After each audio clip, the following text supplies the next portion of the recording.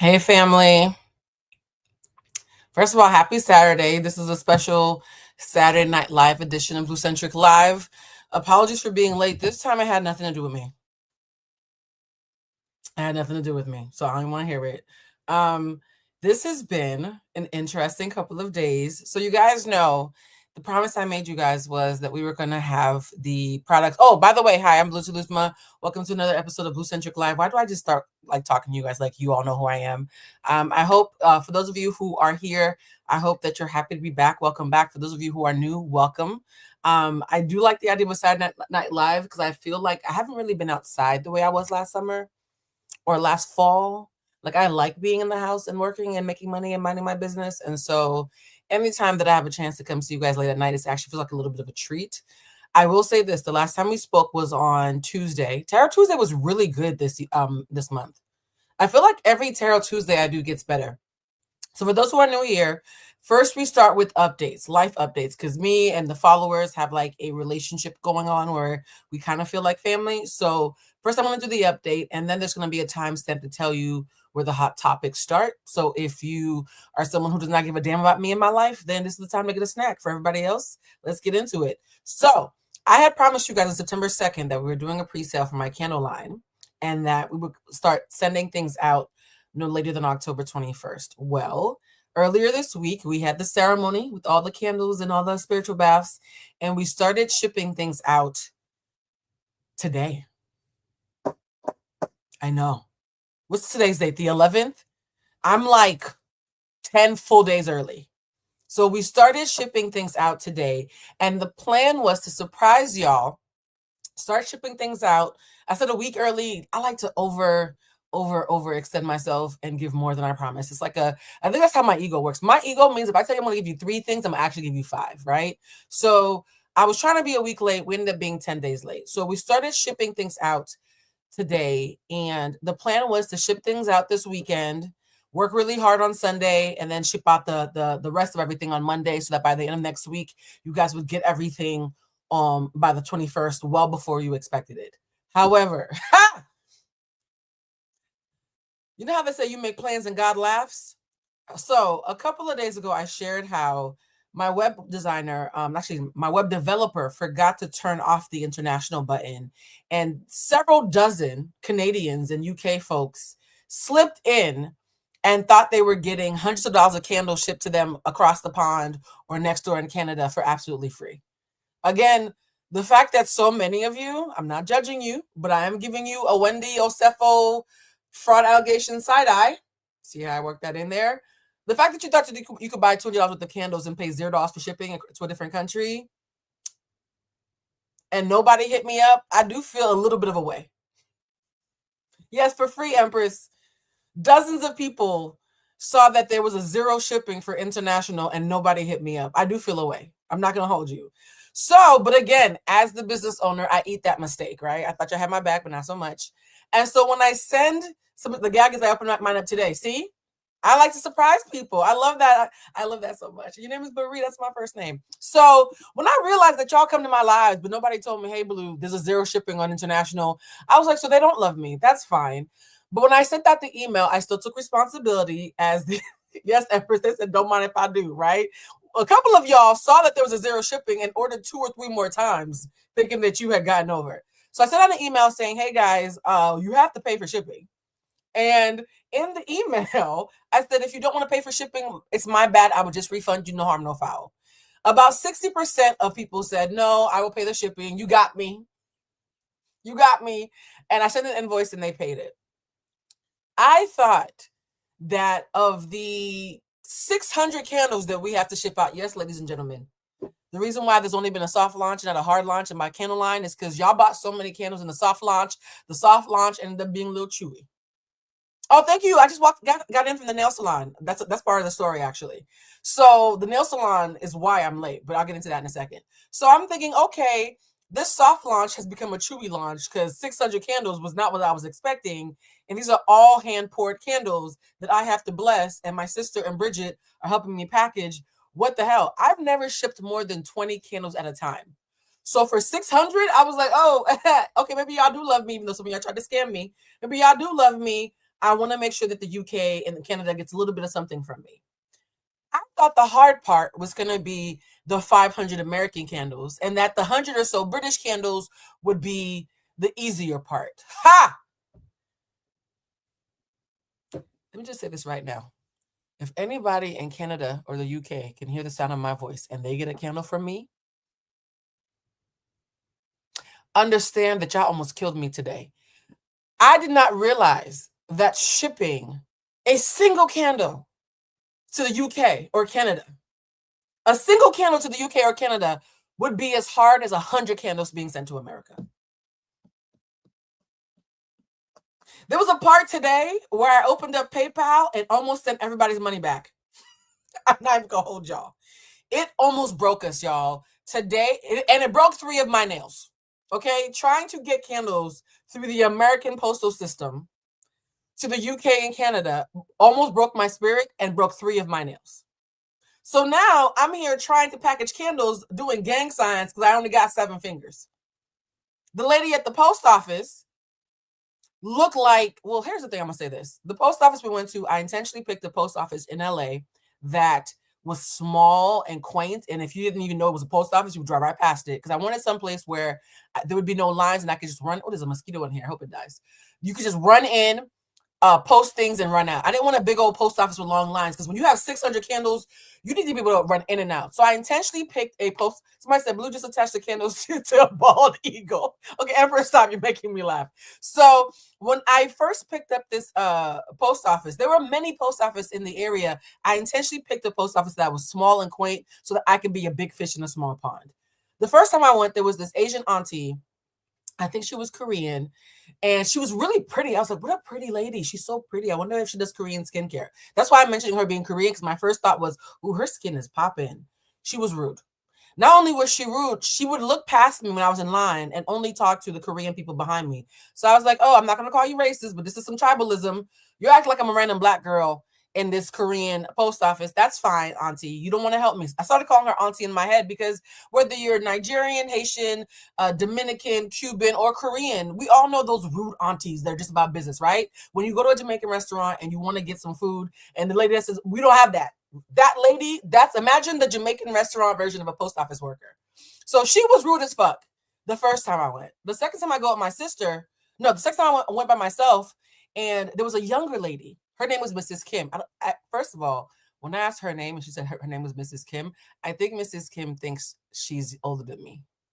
I promise you, me and Mrs. Kim are the same age. But I think she perceived me because of my personality or whatever that I was younger. This lady looks like she's 40, but that's fine. So Mrs. Kim, i.e. my peer, helps me out, and she's like, wow, you have so many orders. I said, yeah, I kind of unintentionally went viral with my candle line, so y'all gonna be seeing me here a lot. It was not a warning, it was a heads up, right? So I told my peer, Mrs. Kim, because I still think it's funny that she thinks she's my elder. I was like, I'm gonna be back. She's like, well, where did you go viral? I said, well, I've gone viral on TikTok, Instagram, but it was YouTube where the candle line really hit, and I've been scared to announce it anywhere else. The minute she heard TikTok and YouTube, her eyes lit up. She starts whispering to Mean Auntie. Okay? Something, I'm guessing that she told Mean Auntie, this bitch has gone viral. She might have a little bit of money. Because suddenly when we went back the second time with my sister, Mean Auntie was nice to me. Apparently money is universal. So we're thinking, oh, this is going to be so easy. Mrs. Kim and Mean Auntie both like us. They think we niggas with money. Oh, this is going to be amazing. First day we go on Friday. So for those who say they already got their candles, it's probably because I sent it to you on Thursday or Friday. Thursday/Friday, I do a test shipment where I send out the first 10 orders. Shout out to the first 10 people. If you received a package from me with an envelope, you were part of the very first test group, okay? And if you're in here, shout yourself out, right? There was 10 envelopes that I had pre-printed as a test run. So I did 10 pre-printed candles and 10 pre-printed packages for the first 10 people who ordered from me, just to see how the process went. It was smooth. The second day, I realized, oh shit, the other 275 envelopes that I ordered are not coming till Tuesday because it's a holiday. Oh, Aries, you got the envelope? Oh my God, I'm so happy. So I'm thinking, shit, I had ordered damn near 300 envelopes where I put these really beautiful, expensive, okay, I'm saying beautiful, I mean expensive, can we be honest? My profit margin is very thin for this first shipment because I want to show off a little bit. So I get these candle envelopes with these really expensive embossed cards that cost me an arm and a leg that were shipped from Australia. I know, don't. My accountant's gonna have a talk with me at some point about how to do business because I'm acting like y'all just my friends. So I get all these expensive ass envelopes that I'm about to put in the shipment. Only 10 show up. 600 candles, only 10 envelopes show up. So now I'm like, what the fuck? So first thing that happens is, and you guys, why am I sharing this? By the way, Tabitha told y'all to give up entrepreneurship. I'm going to be scared straight. I'm going to be sharing entrepreneurship updates with y'all before every single video so y'all can follow the journey and see how much I care about this shit. But also, if you're thinking about being an entrepreneur, I want to tell you the stuff that people don't share, right? People like to share their highlight reel. I'm going to share the rest. So I'm thinking, okay, Blue, you have 10 out of 600 envelopes, and you flew your sister out. I flew my sister out just to help me this weekend. And I only have 10 out of 600 envelopes. Yeah. Actually, no, 10 out of 200 envelopes because I think it's 600 candles, 200 and something orders because y'all were ordering like 4 or 5 candles per order. So I'm like, okay, so what do I do? And then I have a brainstorm. I said, well, I've already told everybody when it comes to working with me, and my sister and Bridget will tell you, I work people very hard, but I make it pleasurable. My sister has already told me that she loves working with me so much, she wants to quit her job in DC and move to LA just to help in my candle shop. I'm the kind of person where I'll order a black car to come get you. I will order you lunch. I took Bridget to get a massage. I just took my sister to get her nails done because I had to get my nails done anyways. Like, I like to trick on people who work with me, right? And I pay them an hourly rate that is very high. Yeah, oh no, I'm paying. I don't do favors. No, everybody who works with me, even my friends, are getting paid. So I'm like, yo, my sister's talking about, yo, I love working with you. I'm about to quit working with the kids in DC and come out to LA and work with you in this candle shop. So I'm feeling good until I realize I'm missing 200 fucking envelopes. And then I'm thinking, I told my sister when she started working with us, you're an Aries, y'all are ticky ticky boom. Y'all see how I talk to Aries when we're in the astrology meetings. I said, I need you to get your energy to Zen before you enter the candle shop. Because a lot of really eerie, magical things happen when you're in here. So if your energy is frayed, you're going to fuck up the energy of these candles that I've already spent all yesterday's ceremony blessing, right? Because every candle's been blessed.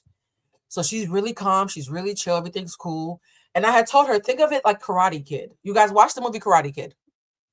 I'm like Mr. Miyagi in the candle shop, right? Everything is slow and mellow. Somebody said, well, Blue, I'm calling you CEO for now. You guys are so funny.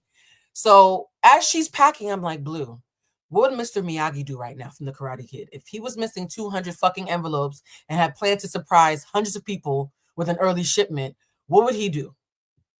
And I realized when I bought all them expensive supplies from Australia, for those who are wondering, Blue, why did you buy so many expensive supplies from Australia?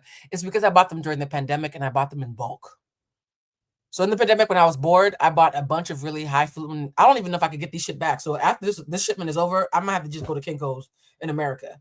I was like, Blue, when you were buying all those expensive bougie items from Australia for the candle line, you bought 2,000 sheets of hand-designed printed paper with your logo on it. That shit is kind of fly for you to be using just to stuff into the boxes. Why don't you do origami and make envelopes yourself?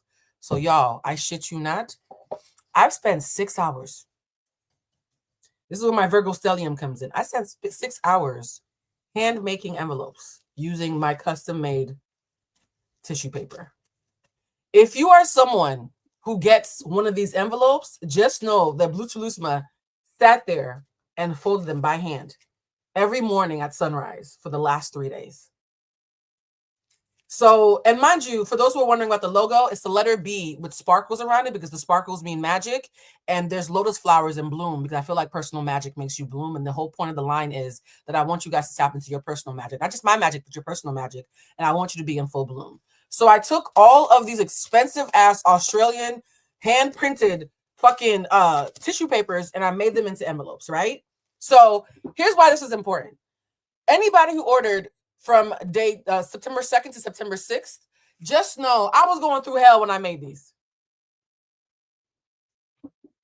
If you, my sister said, tell them that it's a limited edition. If you receive this was an expensive accident. So I spent most of my Friday doing origami with expensive tissue paper and a little sticker that says, please use the hashtag Bluecentric shop when you get yours so I can see your testimonial. So guys, I'm going to open this up so you guys can see how it works. Actually, you open up the tissue paper, open it up delicately, y'all, because I want you guys to use it to regift. I'm just playing. You open up the tissue paper for the handmade envelope, and then when you open it up, the B stands for Bluecentric, you know. In the card, these are the instruction cards, guys, right? This is literally all the instructions on embossed paper about how, yes, this is screaming Virgo. I'm being very Virgo right now. Being a business owner has made me a full fucking Virgo. So these are all the instructions about how to use the candles. Please follow the fucking instructions. This also on the back page is a description of every single candle I make and what they're used for, so that in the future, you know which candles you want to buy. And in the bag, look at the logo on the bag. Sorry, y'all. I'm not good at capitalism. Because I really could have just poured some fucking candles and sent them to y'all. I need to do all this. As I'm here, okay. I'm not sure how much of a profit I'm making. But anyways, so these are the cards, the embossed cards that I'm sending you in the fucking hand-folded. So now I'm like, oh my God, Blue, you are such a good business owner. You figured out all these messes. So all you have to do now is ship out the rest of the American orders on Monday. Over the weekend, maybe you and your sister could ship out the British and the Canada orders. By Tuesday, everybody's going to have a candle. Ha! Why did I forget that Monday's a holiday?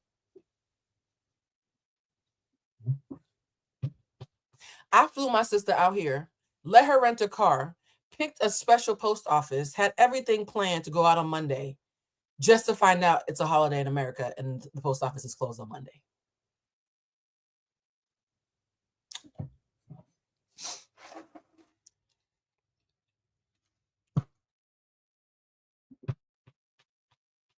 You want to know about emotional damage?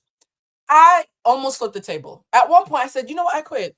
Fuck the candles. I'm going to go to bed. My sister had to pull me. Shout out to Indigenous Day. Yes, Monday is the Indigenous Peoples Day.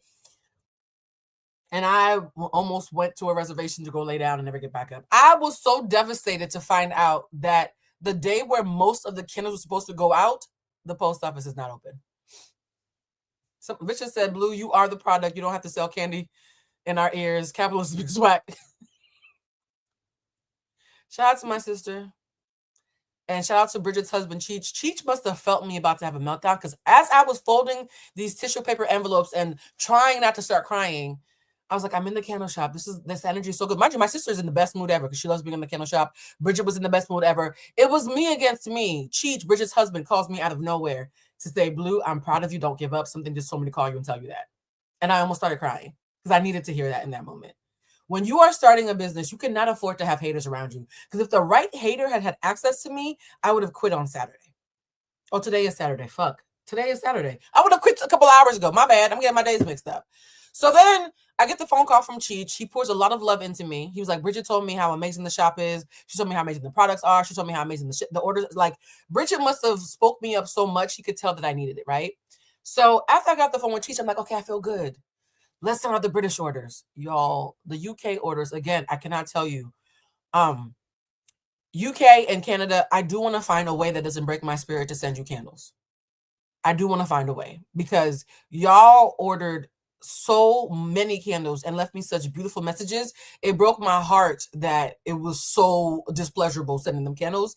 But before my sister drove off with your shipments, I sent something like, I'm sending it out to you guys with love. So I hope you receive it in the love that it was given. I will tell you this, though. If you ordered candles from me from September 2nd to the 6th, I was fighting for my life. By the time we got to the September 7th orders, we had gotten into a groove. So the people who ordered the first 100 or so, just know that you were part of my hazing and my growth process, and that by the time I was done with y'all, I feel like it was a baptism by fire. Because here's the thing, I'm a witch who does good magic. I'm thinking about the product. Shipping is admin. Yes, I do have a beautiful community of friends, okay? I have a really beautiful, and Cheech is, oh, when I tell you Cheech understands me, okay?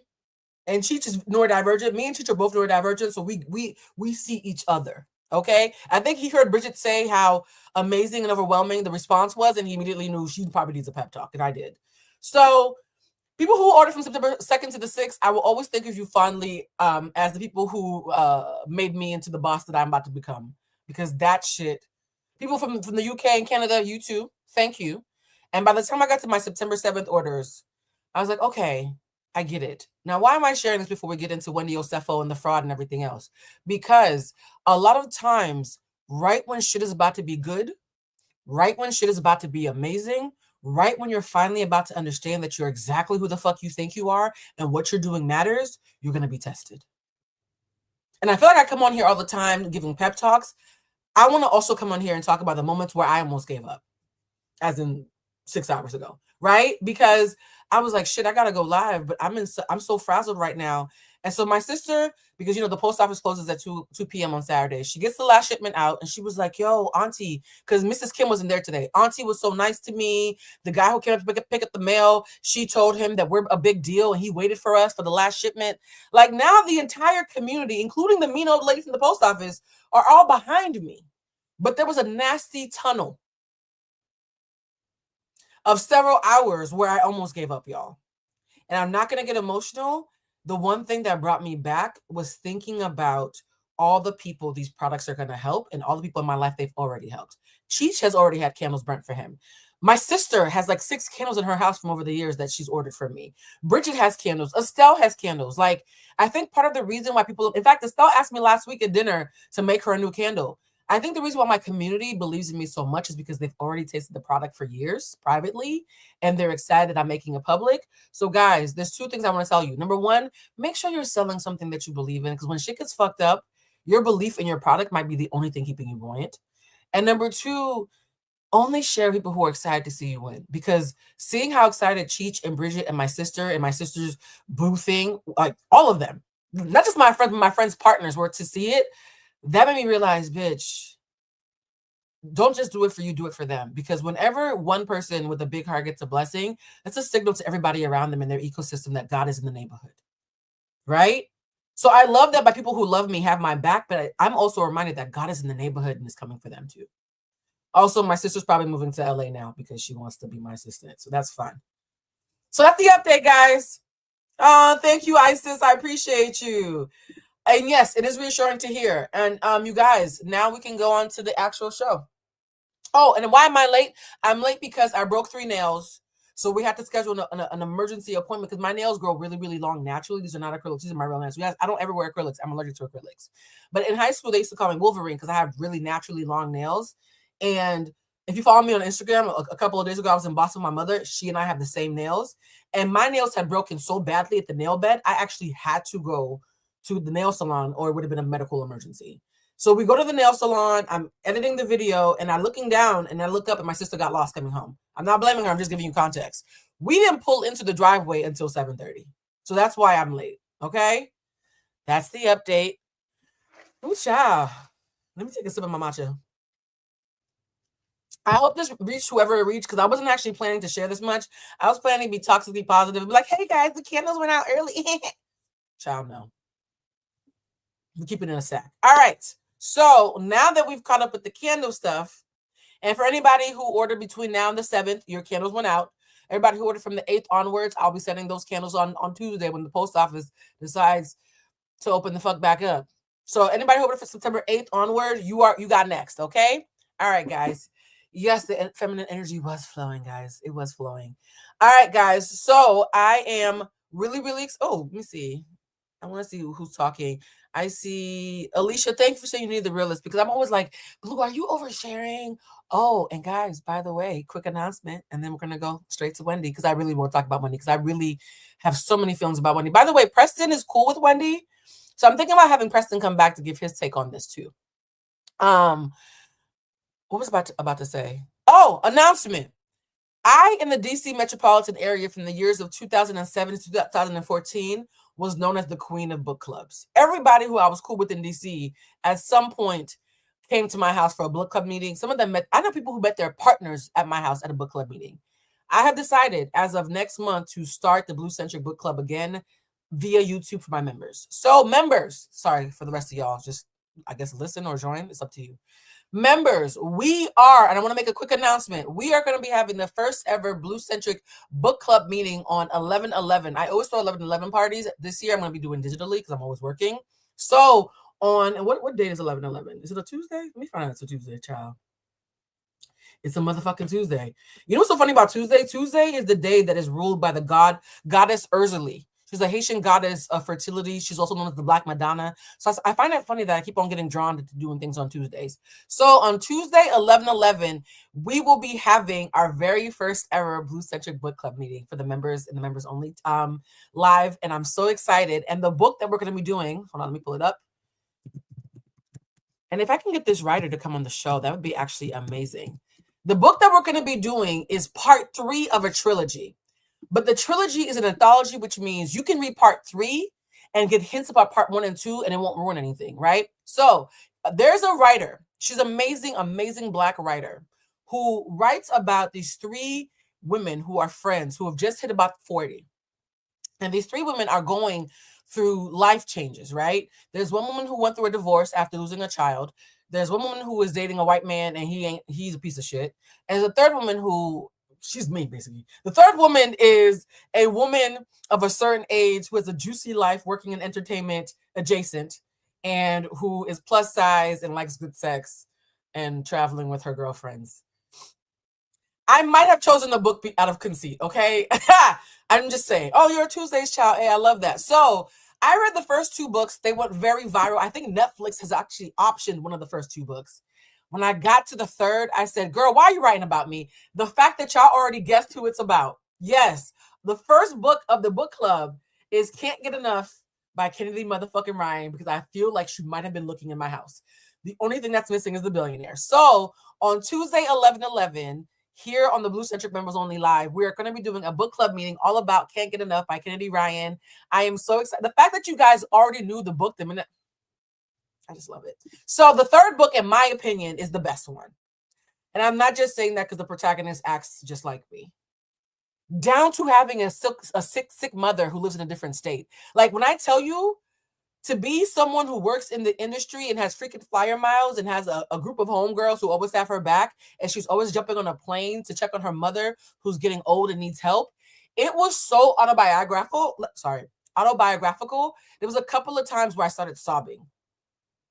Like, I'm not even going to hold you. I sobbed listening to this book because it was like somebody had taken a projector of my life and just thrown it on the wall. So I'm really, really excited about this book. For those of you who want to know what it looks like, let me see if I can pull up a picture because I know some of you guys are visual. Hold on. Images. Let me go to Google Images. And by the way, Kennedy Ryan is so amazing. She was recently at a party with some of my friends a couple of days ago. And I was like, of all the times for me not to get a fucking invite. All right, let me pull up the share screen. Guys, this is the book. Let me see. All right, let me bring it up. So guys, yes, this is the first official book of the Bluecentric YouTube book club, and it is Can't Get Enough by Kennedy Ryan. I am so, so excited about this. Somebody said they loved the soundtrack that she had. I loved everything about this book. If you ever felt like you wanted to know who I am as a person or how I am when I'm dating, yes. And the reason why I love this book is, number one, is it's affirming. And number 2 is it's sexy, right? Because I'm the kind of person where I like smart shit, but I like freaky shit too. So,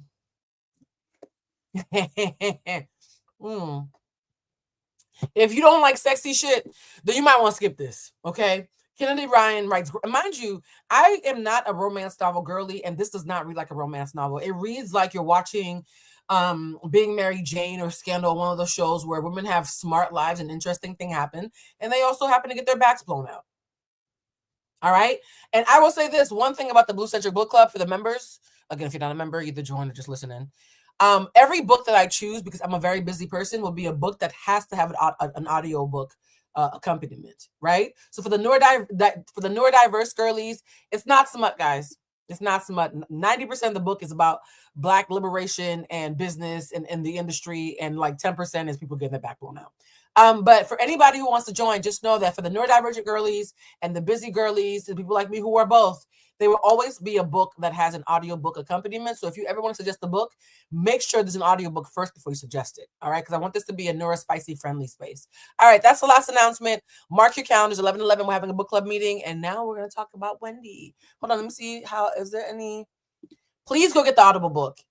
And when you get the book, do me a favor, write in the comments, I got the book. Okay? I got the book. And if anybody has a connect for Kennedy Ryan, please tell her that Blue Toulouse wants her to come on the show, because I really do want to talk to Kennedy Ryan. I think we would have the best of Kikis. All right. Now back to Wendy.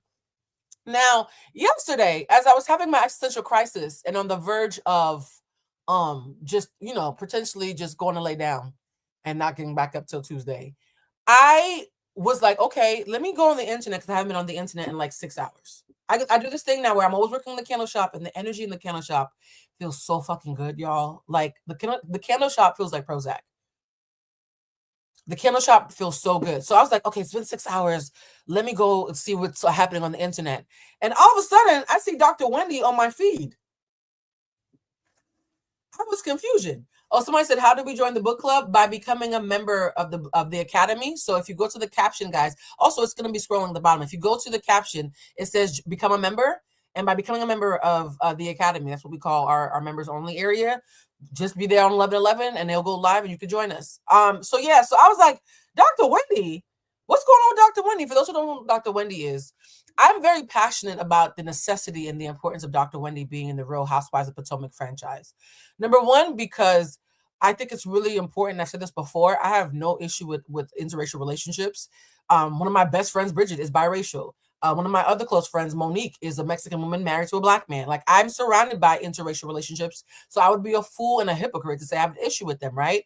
My thing has always been, when it comes to interracial love, if you're running towards love and it happens to be somebody of a different race, that's just life doing what life does. But if you're running from the Black community, that's not love. That's anti-Blackness, right? Your direction matters to me. People who are running away from their Blackness, I'm never clapping for that. I'm never clapping for that. Even if you marry another coon-ass Black person, I'm never clapping for anybody who is anti-Black. I'm always running for somebody who's running for love. So I was watching Real Housewives of Potomac when it first came out. I lived in D.C. at the time because I was working with the Griot and doing correspondent work for CNN and stuff. And at the time, I was so excited because, like me, Wendy's a dark-skinned Black woman who likes Black men, she's Nigerian. I get mistaken for Nigerian a lot. She's very smart. She's a pundit. I was a pundit. I've had done stuff with MSNBC before. So I was like, oh my God, out of all the housewives, she's the most like me. And when it comes to colorism, she was the least affected by the attempts, right? They would often, in my opinion, pick on Wendy for being too sedity for a dark-skinned girl. And let me unpack that. There's this perception in the Housewives franchise, and anybody who disagrees with me can fight me later in person, that women who are on the Housewives franchise, the lighter you are, the more likely you are to be the main star. And your sidekicks will usually be a gay man who you use like an accessory to style you, or a dark-skinned Black woman who plays your sidekick. In recent years, we've seen a lot of, oh, by the way, for anybody keeping timestamps, make the timestamp 2 minutes ago from when I started.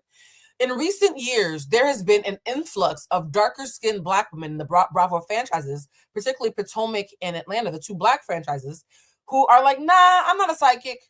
I am not a sidekick. I'm actually giving main character energy.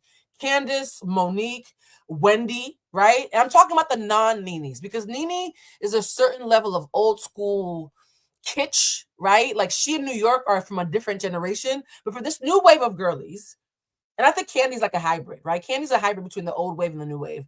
But for this new wave of girlies, there was this new thing of dark-skinned Black women who are in healthy relationships with men they love. And if they're not, they would just leave them. They're not pick-me's and they're not long-suffering, who are living amazing lives and who are not shrinking in the face of what I perceive to be blatant colorism. When that started to be called out, people like the Green-Eyed Bandits, listen to that name, of all the things you could talk about, people like the Green-Eyed Bandits and people like Andy struggled to make peace with the fact that the audience was getting smarter and the dark-skinned girls were getting more confident. And it became tricky because they repeatedly tried to bully Candace, because Candace is reactionary. Is she a water sign? Because she acts like a Cancer child. Candace is really lovely in my opinion, but she's very reactionary, so she's easy to bait. Candace was always crying or fighting. Monique was always ready to fight and got kicked off for throwing hands. The one person who could not be baited was Wendy, which is why I always rooted for her the hardest, because she would react in the way that I would react. Like, oh, you're mad at me. Okay, I'm going to go home to my beautiful husband and my beautiful children and my beautiful house. Nice try, though. And Wendy was actually a sincere friend. Every single person that I know, because I'm 1 degree of separation from, I think, just about every housewife in Potomac. Every single person that you would ever see would be like, yo, Wendy's a good friend. I just don't fuck with her because that one random thing that I made up for my storyline. So people were always struggling to find reasons to have beef with Wendy, because even when she was doing the clapbacks and stuff, she was always reasonable and willing to talk through things. The part that broke my heart was, I think, the last season I saw Karen Hoover, who I love, right? The Grande Dame of Potomac, decided to be nasty with Wendy. Probably because Wendy couldn't stay in her place. Because, you know, when you're with somebody who's old school and colorist, but who's trying to be toxic positive to stay up with the times, you don't know how they really feel until you inconvenience them and they start letting their mask slip. I loved Karen, but the way she treated Wendy made me realize you are still one of those Jack and Jill bitches who believes that the paper bag denotes hierarchy, right? And so when Karen went to jail, Wendy, despite finding out that Karen had still betrayed her, was still surprisingly reasonable and non-reactionary, despite the fact that the person she'd been defending for years threw her under the bus. So I was like, okay, I don't agree with everything Wendy does. Okay, that season when she got the new titties was a red flag, and not because of plastic surgery. Again, I live in LA. If I had a problem with plastic surgery, I wouldn't have no friends, right? It was because Wendy's plastic surgery, in my brain, I immediately thought, uh-oh, they got her. Because the thing that happens when you're in the industry, when you start to see yourself on camera a lot, when you start to become big, prominent people, and your how do I say it? Your reach gets wider. There's a mosquito in here who wants to eat me up. Fuck me. I need to figure out how to kill it. Anyway, sorry. Bridget is like my non-sexual boyfriend, so she usually kills the bugs for me when she's gone. Anyways, so when Wendy started getting the implants and stuff and twerking and quitting her job at MSNBC and starting a podcast, mind you, I have a podcast, so I'm not judging. I was like, oh, the industry's got her a little bit. She's been affected. I wasn't judging it. I was clocking it. There's a difference, guys. So I was like, fuck, Wendy's been affected. I've lived in LA long enough to know what happens when you get bit. I've had a couple of friends who I used to hang out with and take as my plus ones to different industry events. And I would notice that around the third or fourth industry event, the third or fourth VIP, the third or fourth celebrity, they would start acting weird. I'm like, what's wrong with you? And they'd be like, oh my God, it's so like, and I'm like, oh, you got bit by the bug. It is a bug, guys. There's a thing that happens when fame comes sniffing. I am completely apathetic to fame. I want impact and money. I want to have an impact on the community and make the community better. And I'm going to have enough money to feed my family. If y'all never know my name, I'm fine with that as long as I have impact and make money for my family, right? So as somebody who's not a fame girly, who begrudgingly is fame adjacent, I can clock it because it doesn't belong to me. And things always look clear from a distance. So when she got the titties and shit, I was like, this don't feel like a mommy makeover. It feels like you got bit by the bug. Unfortunately, as of 48 hours ago, my worst fears have been confirmed. So we're going to get into, somebody said it's a mosquito bite. Child, if the mosquito bites me, this life might be over. I'm not even going to hold you. Okay. So 48 hours ago, my worst fears about Wendy allegedly got confirmed. I'm still holding out hope that this is a scheme that Todd set up. We've been saying all summer this is a scheme that Todd set up. I'm hoping that this is a misunderstanding. And as someone who gets mistaken for Igbo all the time, I'm very sensitive to how y'all be making them Nigerian scammer jokes. They write themselves. Okay. So for those who are under a rock or like me, just don't be on the internet like that no more, let's look at what happened to Wendy, starting with the reactions. Because I didn't know what was going on yesterday until I started seeing reactions. I was like, what the fuck did I miss? All right, let me look at some of the comments before I pull up the video. Wendy didn't have no ass. She didn't. I know she didn't. Yeah. Somebody said, Wendy reminds me of the women that were very sheltered and may have lost themselves when the spotlight shines on them. And honestly, that's understandable, guys. If you're a girl who was an ugly duckling or a nerd, because I don't think ugly and nerd are simultaneous. If you're somebody who was always known as the cerebral one and suddenly you feel cute and you have a fan base, it's easy to get lost in that. It's very easy. To me, that's not a character flaw. It's more of a call to strengthen your integrity. So let's see what I saw at the beginning of this. And then, because y'all know a bitch likes to do research, even in the middle of my little entrepreneurship breakdown yesterday, I still found time at 3 o'clock this morning. I was up at 3 o'clock Pacific time, 6 o'clock Eastern, doing research on exactly what is Wendy being charged with, exactly what are they saying happened, exactly what is the timelines, what are the police saying, what are her castmates saying, because you know them girls love a fucking spotlight. There's no way in hell that Wendy is going to be arrested on fraud, and her biggest haters, the green-eyed bandits plus Ashley's forehead, are not going to make a comment on it, right? So I spent hours doing research as per usual, or I wouldn't have gone live. And for me, this is supposed to be a comprehensive look at what happened. So if you haven't heard anything about this story, don't worry, I got you.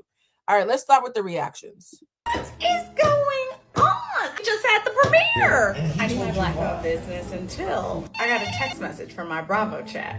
The Bravo chat goes off and I'm like, okay, what's going on? Look in there. What? Happy Eddie and Zen Win? Fraud? $300? Lied to the police? No. I already know Ashley, Giselle, Robin, Karen, Kiarna, and whoever else is about to really have at it. I can't wait for the Real Housewives of Potomac reunion. Okay. We can talk about all the rumors. We done heard about every last person on this cast, if that's what they want to do. Hey, yo. Yikes. Hey, yo. Yikes. This is the moment where I had to pause, y'all. Oh, I almost got the mosquito, you fucking bastard. Is this live going to be me fighting a mosquito while talking about fraud? Y'all, this show is so authentic. This show is very authentic, okay? All right, guys. Always sponsored by ADHD. So this is when I was like, oh, shit. This mugshot looks crazy. This mugshot looks crazy. Okay? I'm not going to hold you. This mugshot looks like... And it says here, the arrest. When deputies searched the couple's home, they found at least 15 of the items that were claimed to be stolen. And they've been charged with 7 counts of insurance fraud, 8 counts of conspiracy to commit. You know what? Let me just play the video. Let's just watch. This was not on my bingo card ever. Forget 2025, 2024, 2026, 2028. This was not on my bingo card. Wendy and Eddie. Kaiwale. Let me tell y'all something. When I saw this joke come across my screen earlier today, I said, wait a minute, this shit is a joke. Because it was from like something called the Real Housewives bloggers. I'm like, somebody pranking. The Neighborhood Talk, TMZ, Shade Room, Fox News, MSNBC. What are you thinking? I am floored. So Candace found out. Here's the thing about Candace. Somebody said Candace is a Sag. I promise you there has to be water in her chart. There has to be water in her chart. I'm sorry. There has to be somewhere. I won't see her chart. Anyways, Candace found out on air. Candace and Wendy are good friends because Candace and Wendy are 2 happily married women who are on a show called Housewives, where they're the only housewives. Karen is a housewife with an asterisk child. We think that's her roommate. And they were like, why is it the 2 dark-skinned girls who are very smart and accomplished and come from, you know, a loving nuclear structure are the ones who are getting harassed by a bunch of lighter-skinned women who are side pieces in bad marriages or divorced on a show called Housewives? And so I believe they bonded over their shared belief that they were being targeted for not being good sidekicks, right? So Candace and Wendy are both 2 main characters who refuse to be sidekicks. Candace's way of doing it ruffles a lot of feathers. I'm not a Candace apologist. I personally don't have an issue with her. And I also objectively understand why a lot of people do. I also missed the season where she and Monique had the scuffle. So maybe had I watched that season, I might have stronger feelings about her. But Candace and Wendy being friends totally fucking tracks if you watch the show.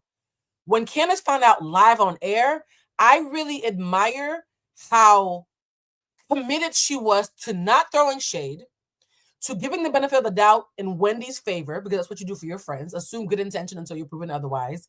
And though, to also say, let's wait and see what happens. I didn't agree, though, with the analogy she made comparing Wendy to Karen, because Karen did that shit. We saw the video of Karen verbally abusing that man. So the comparison to Karen, I do not agree with, but I do agree with the sentiment and the spirit of her trying to have her girls back. Let's watch. I am shocked. I'm sad. You know, it feels to me, we've just, gone through the Karen Huger of it all. Mm-hmm. Karen just came home. Karen paid her debt to society, but one might opine that, perhaps Karen was made an example of.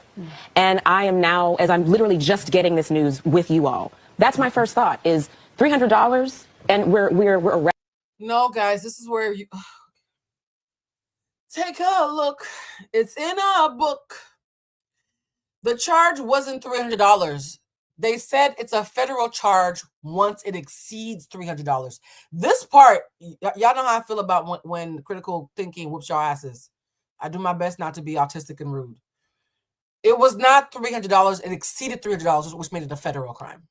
But again, to throw Candace on bail, she was seeing it in the moment and probably didn't have time to fully process what she was hearing. So it wasn't $300, guys. It was more like $435,000.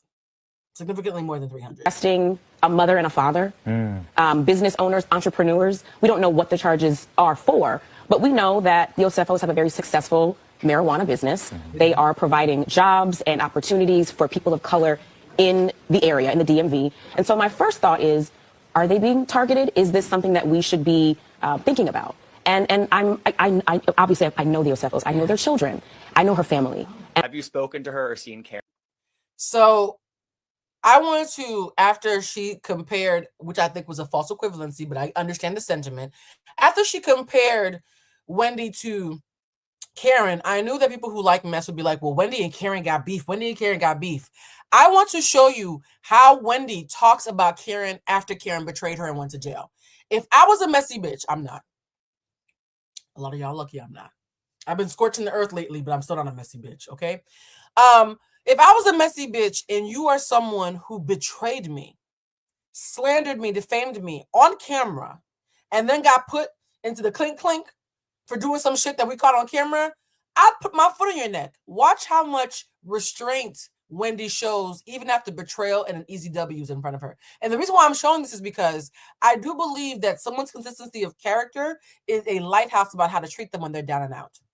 Right? When that girl randomly tried to get me canceled a week or two ago off of a 1-second clip of her art that I forgot to give a credit to, I remember how many of you showed up and said, Blue's character, this is not consistent with her character. So out of the same respect of consistency of character, by the way, consistency of character is the definition of integrity. Out of respect for Wendy's integrity, I want you to see how Wendy acts when it's somebody else who is going to jail. Because I do believe that Wendy deserves the same grace that she's been giving for years. So let's watch this. Karen since her release? I have not. Okay. No. Do you see a path forward for you two as friends? I can always see a path forward, but it's really something where it's on her. You know, she showed me that she doesn't value my friendship. She's shown me that even though I've supported her through her fourth DUI, and I was one of the only people in the group who never said anything ill of her or bad about her, she threw me under the bus and showed that she didn't want nor value me as a person. So I'll be interested to hear what she has to say. Mom, I gotta tell you stuff going down. They done got another housewife. business owners, entrepreneurs. Gas money. If you're gonna get caught for like 10 million. You know? So Sorry, I'll be interested to hear what she has to say. Mom, I gotta tell you stuff going down. They done got another housewife. Another housewife. Wendy? I told you, whenever you put your business out there, you are calling them in. Like you are. This Nigerian mother is telling her daughter, this is what Wendy gets for putting her business out there. And I wanted to include this clip because you cannot be in front of the public unless your hands are clean or your lies are well hidden.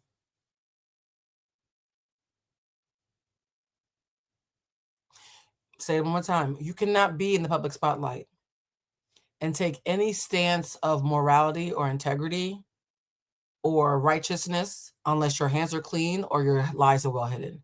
The reason why me being a fucking golden retriever who can't lie to save my life has made it this long without being successfully canceled is because I ain't got no skeletons in my closet. There's story time that I'm doing at the end of the year where I'll talk about how somebody hired a private investigator to find my secrets to blackmail me. And apparently she was mad because they didn't find shit and she wasted her money. I've had more than one person who did not like me in this industry with power hire a private investigator and get nothing. I am very vanilla. That's why I can come online and talk shit and not be scared. So the fact that Wendy is on such a huge franchise with so many eyes on her and allegedly did something like this and felt comfortable doing something like this, baby. How are you inviting them? Come and look at me. Come. Mom. Is that their mug shots? Yes. Oh, They was smiling. That mugshot was scary. That's because that's like where it starts in that state. But like the actual amount, I think, was $450,000. Well, that's not even $1 million. Why are you getting caught for stupid money? Someone in the comments said, why is she saying that's not even $1 million? 450 in this economy. Pause. Eddie has 4 degrees. Wendy has 4 degrees. What's 4 plus 4? 8. It's a joke that they made in one of the videos I watched, okay?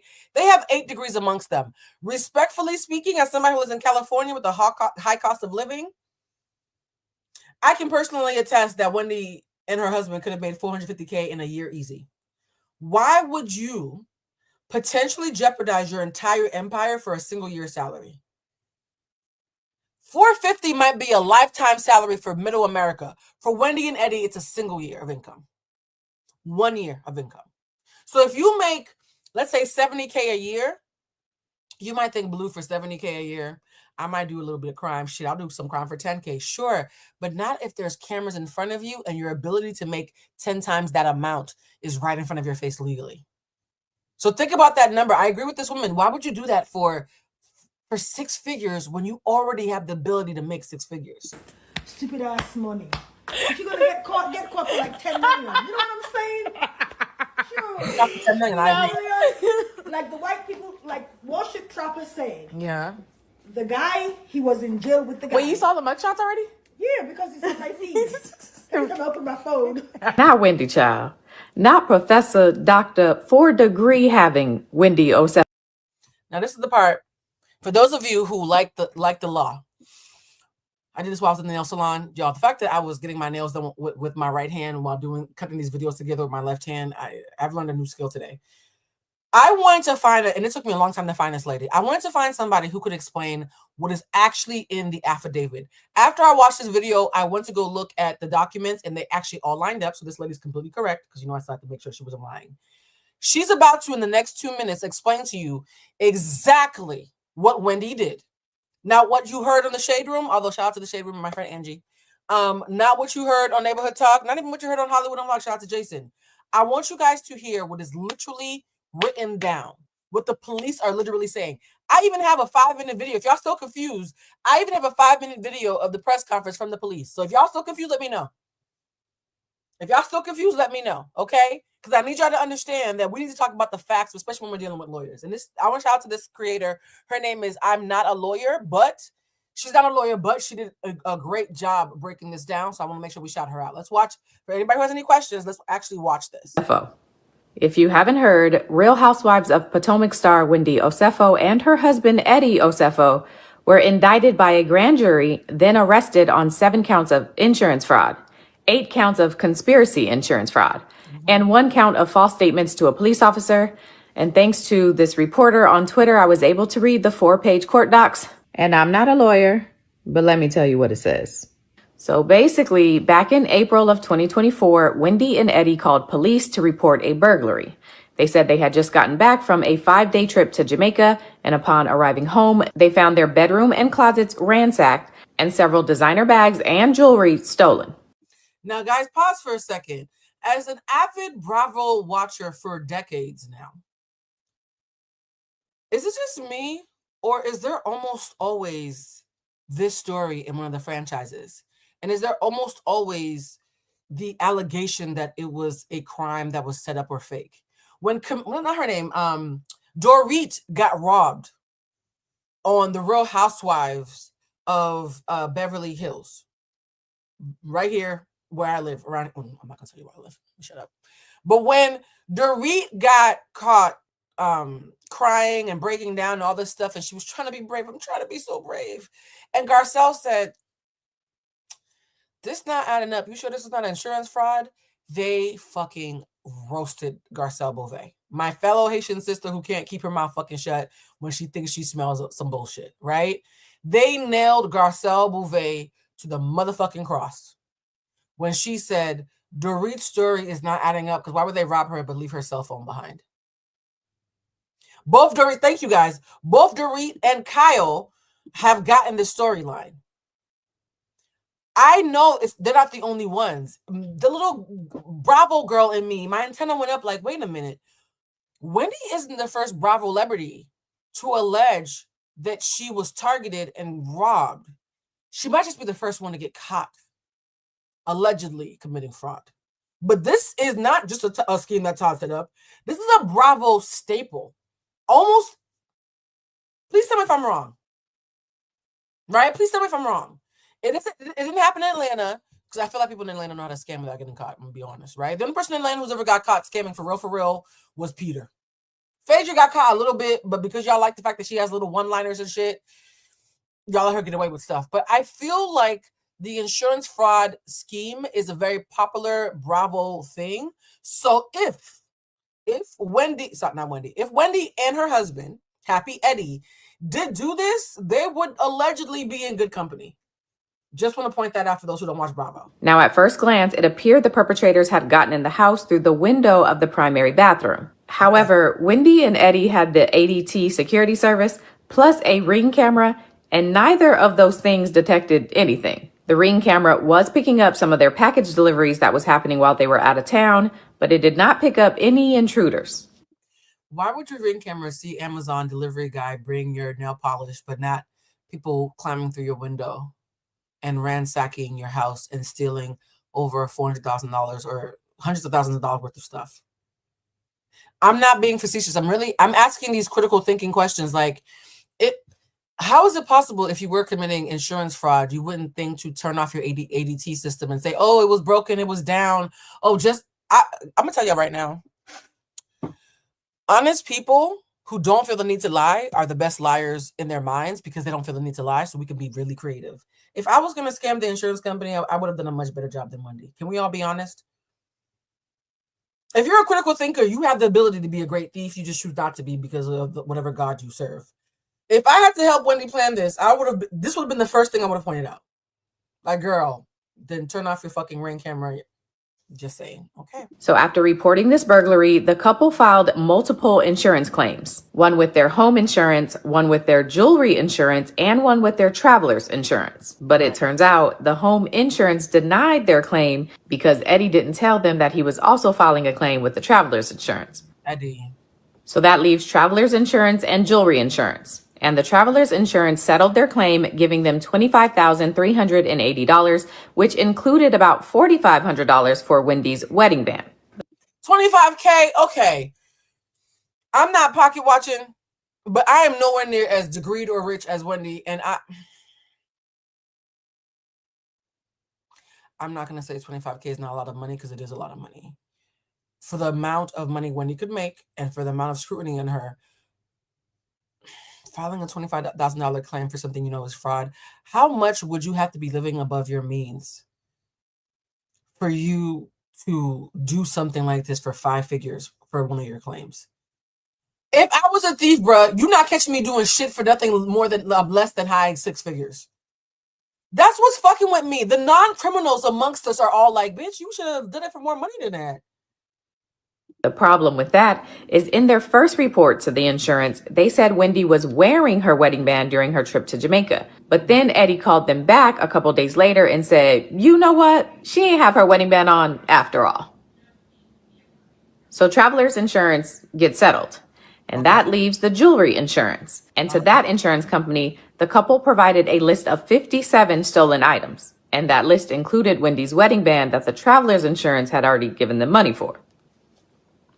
So for a number of different reasons, the police start getting suspicious about this whole burglary and these insurance claims. So she could answer your question. They filed several claims, one for jewelry, one for something else. So they filed different claims. One of the many claims they filed was for $25K, but they had a bunch of different claims that they were filing, and some of them overlapped. So even if they weren't committing fraud, they were still double dipping. So legally speaking, they're 100% guilty of double dipping.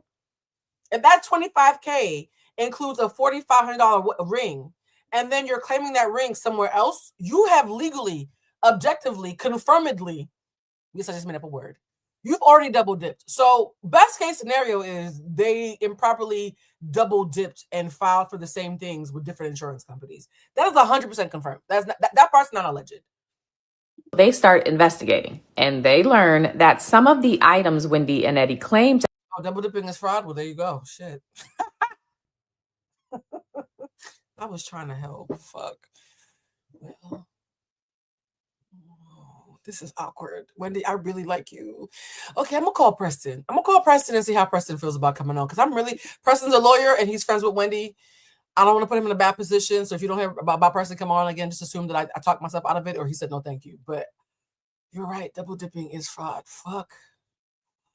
Have been stolen during the burglary were actually purchased and returned before the burglary. For example, there was a Dior shirt listed stolen, but based on store records, it showed that that shirt was returned back to the store on January 14th, 2023. And you claim the shirt that you returned. Not to sound petty, but as a Black person, the fact that you tried to claim an insurance claim against a shirt that you returned, it's reading living above my means. I once did some programming with a very popular video vixen who we did a photo shoot together. And she said, don't sweat because we're returning all these clothes after it's over. And I was like, bitch, I'll just buy the jacket from you. It's $100. It's not that serious. So, and she was broke as fuck. So filing an insurance claim about a shirt that you returned, I know what that looks like. I know what you are.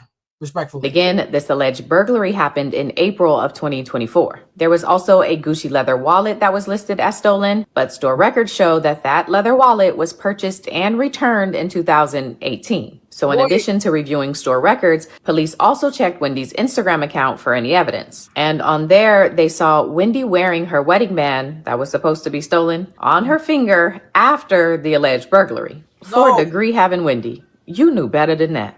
Police also get access to Wendy and Eddie's email accounts, and there they found an email of Eddie asking Wendy if there were, quote, additional high-value items that they could add to the list, like Chanel shoes, etc., because he was trying to exceed $423,000 of stolen items, which was their policy maximum. And so as a result of this... Wendy, your 4-degree having husband, email, this is confirmed. I don't have to say alleged for this because alleged means we can't confirm it. Your 4-degree having husband emailed your 4-degree having self because 4 + 4 = 8. An email that said, hey, is there anything else you want to add to this fraud claim? I'm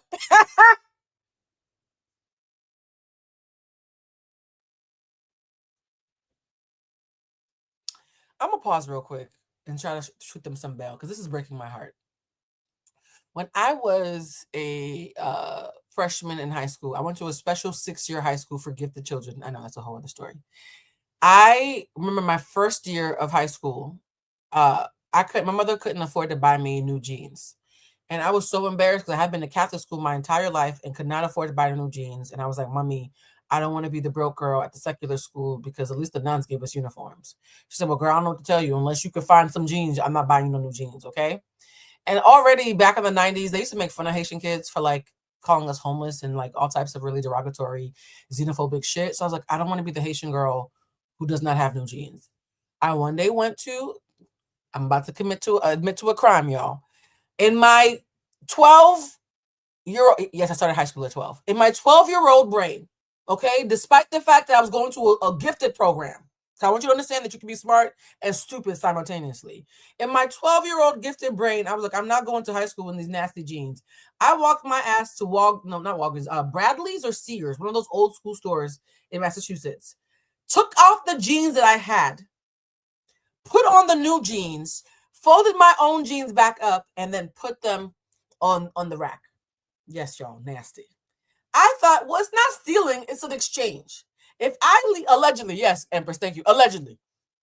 If I leave my old jeans, it's not stealing, it's just an exchange. So the first time I did it and I walked at the store in brand new jeans, I was like, bitch, I just left my old nasty jeans behind and walked out with new jeans. And technically I didn't steal. So this is amazing. I did that one time, it worked. Yes, it was, the young Blue, had she not found emotional intelligence, might have been a criminal. So I did it one time and it worked. 6 months later, I needed a shirt for an event.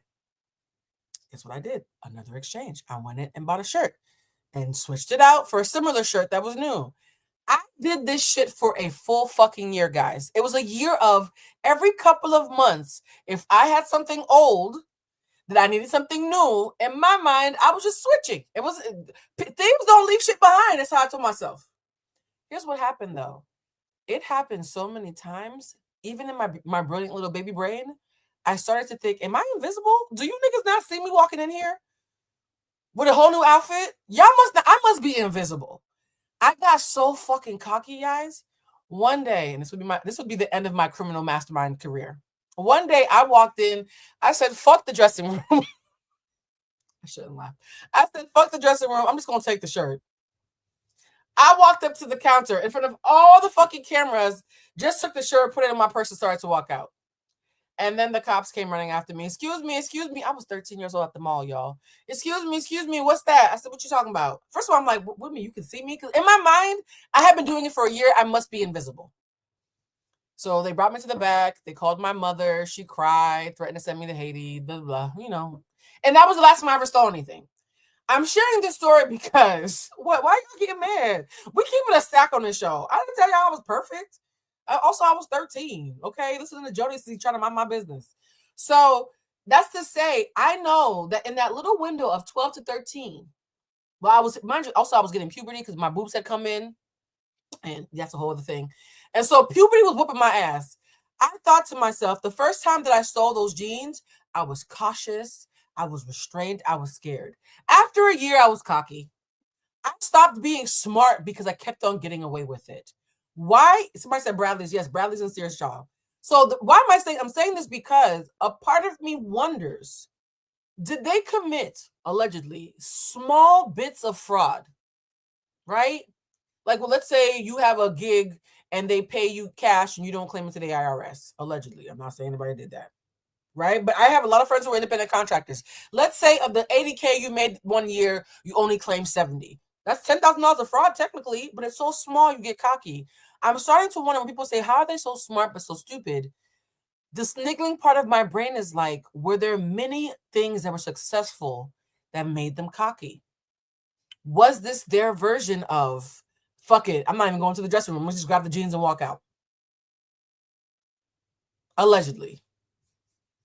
Investigation, the couple was arrested. And when they get arrested, police have a warrant to search their house. And there, they discovered about 15 more items in the house that was supposed to have been stolen. And Bitch, 15 items? 15! You were just walking around the house claiming the blender while it's still sitting on the fucking counter, and then you're gonna make a YouTube video about you making a smoothie? Okay, I take it back. Me at 13 hitting puberty at Bradley still had more sense than this. I take back my story. I don't even think at 13 I was this dumb, allegedly. the burglary. According to the police, their investigation also revealed that the couple is in substantial debt, which I'm taking to mean police are assuming that was their motivation for this alleged crime. Now listen, this could be something other than what it seems. Could be. So try and hold your judgments until we see how this plays out. But my goodness. I forgot that in April, your home was broken into or something. Was this during filming? Okay, I'm petty. Did I look up the video of Wendy allegedly lying about this case on camera to a blogger during an interview? Maybe I did. Wendy, I still like you. I just work here. Look, if the police said it's fraud and the documents say it's fraud and 2 + 2 is not 17, I just want to hear Wendy's point of view. So this is what Wendy's alleging happened. Okay, we are saying fraud. We're saying tomato. She's saying potato. It's not even tomato, bitch. It's a whole different word. So let's see what Wendy claims happened in her own words, because I will always do my best to let people speak for themselves. This happened? I think it was right before. Okay. Like, literally before camera went up. It happened because my family was away on spring break. It was our spring break trip with the kiddos. And please tell me she's not wearing the ring in this fucking video. If she's wearing the ring in this fucking video, I'm ending the live. Please tell me she's Wendy. No, bon Dieu.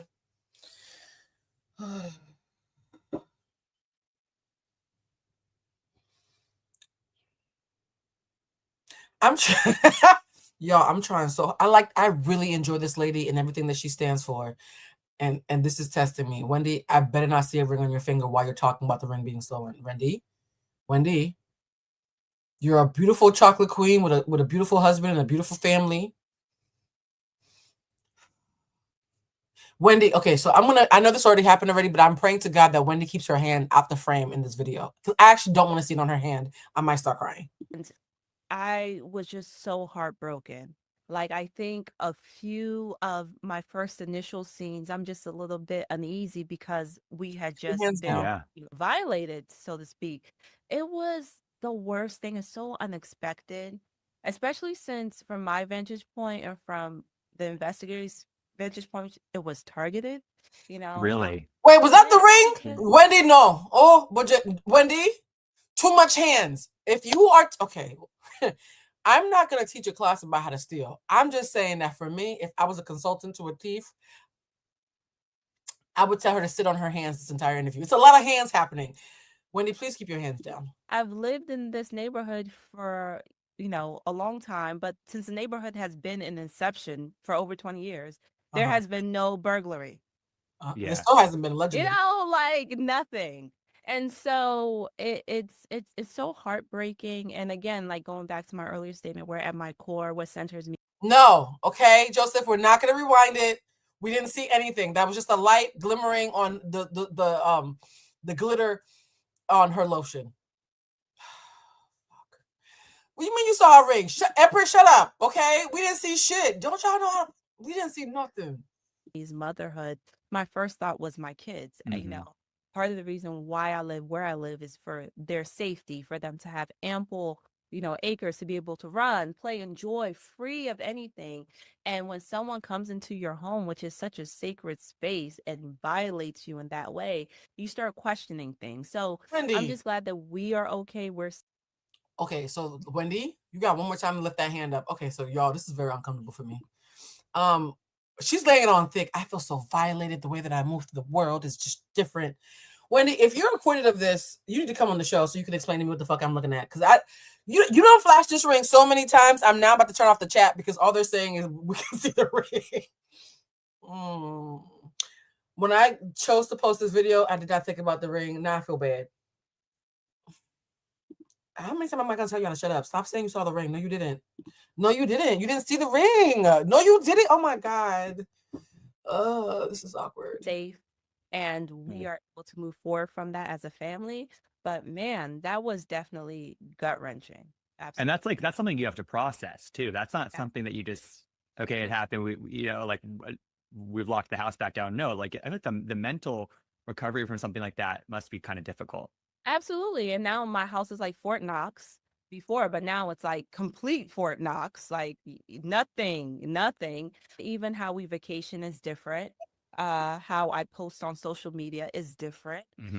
It's altered the way I move. And, you want to be naive and feel like no one is watching you. You could just live life freely. Right. But unfortunately, that is not the case. So it has changed a lot of things. Now, this is awkward. I didn't see shit. I don't know what you're talking about. I didn't see nothing.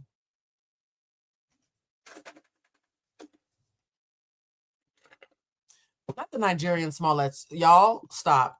Okay? She is innocent until proven guilty. She also might want to wear gloves. Okay, so now we're going to see this fucking... For those of you who are watching, after this live is over, we are going to do a special live, an after show for the members only, where we're going to do a conversation about Sweetie and her allegations. Sweetie and I don't even have 1 degree of separation. We have a half a degree of separation. So I'm doing that behind the paywall. So if you want to know about Sweetie's allegations, we're going to be talking about that at the after show for the members only. I'm also going to finally tell you my sex worker story about why I became a phone sex operator after working at Harvard. And phone sex pays more than Harvard. And why I left phone sex and went back to academia. So that story time that you guys have been asking for months now is going to be happening tonight. Surprise! Okay, because I was like, well, if we're talking about Sweetie being an alleged sex worker, might as well just throw my ass in there too. So the 3 or 4 allegations with Sweetie, The 3 or 4 confirmations with me. We're doing that all next on the live. For those of you who want to know how to join that live, literally just become a member. The become a member is in the captions, and that's gonna go up and right after this. All right, so let's watch what Mia, because for some reason seeing Mia's name made me think about sex workers. Allegedly. All right, let's see what Mia's trifling ass had to say. Messaged me a couple days ago. You know, she's one of the very only, like the only ones who is like, you know, I'm so proud. You know, what she said was, God has you covered. God has you covered. So the fact that Mia is saying that her skin, we know Mia's a scammer. I'm not saying allegedly for shit. Mia is Pinocchio with a blonde fucking lace front. So Mia's lying ass went on a podcast to say that Wendy's the only person who called me to said God has you covered, but is now about to clown Wendy while she's down and out. Do you see how nasty that is? For you to in one breath say she's the only person who had my back and called me to tell me that God got me covered. But look at her and her for. Yo, Mia, you ain't never breaking. Right. So this is, I need a second because I get it. I opened my phone. I had no idea it was even going on. And I'm like, I'm shocked. Yeah. Do you know what I mean? Yeah, I'm very, very shocked because I felt Miss 4 Degrees had it together. That's nasty. Okay? Mia, you've been caught in so many lies that you reveling in this the minute it happened. It's nasty work. That is nasty work. I'm sorry. Let me be honest, okay? Oh, shout out to, let me get some caffeine. I need to stay up for the members only story time. Oh, yes, the members only story time, honey. It's going to, okay, let me stop. We're not behind the paywall yet. Sorry. Hey, general public. Mia has gotten caught in so many lies. Mia is a sex worker. Mia has done so many things. She's the last person who should be judging in her own work. This is why you got to be careful when you throw pearls before swine. Because I'm going to be honest, I'm not really big on capitalism, although I like money. So that's awkward sometimes. But I'm not big on capitalism. And honestly, even if every allegation was true, the only thing I would be side-eyeing is them getting caught. Can I be honest? Are we going to pretend that we're all being self-righteous?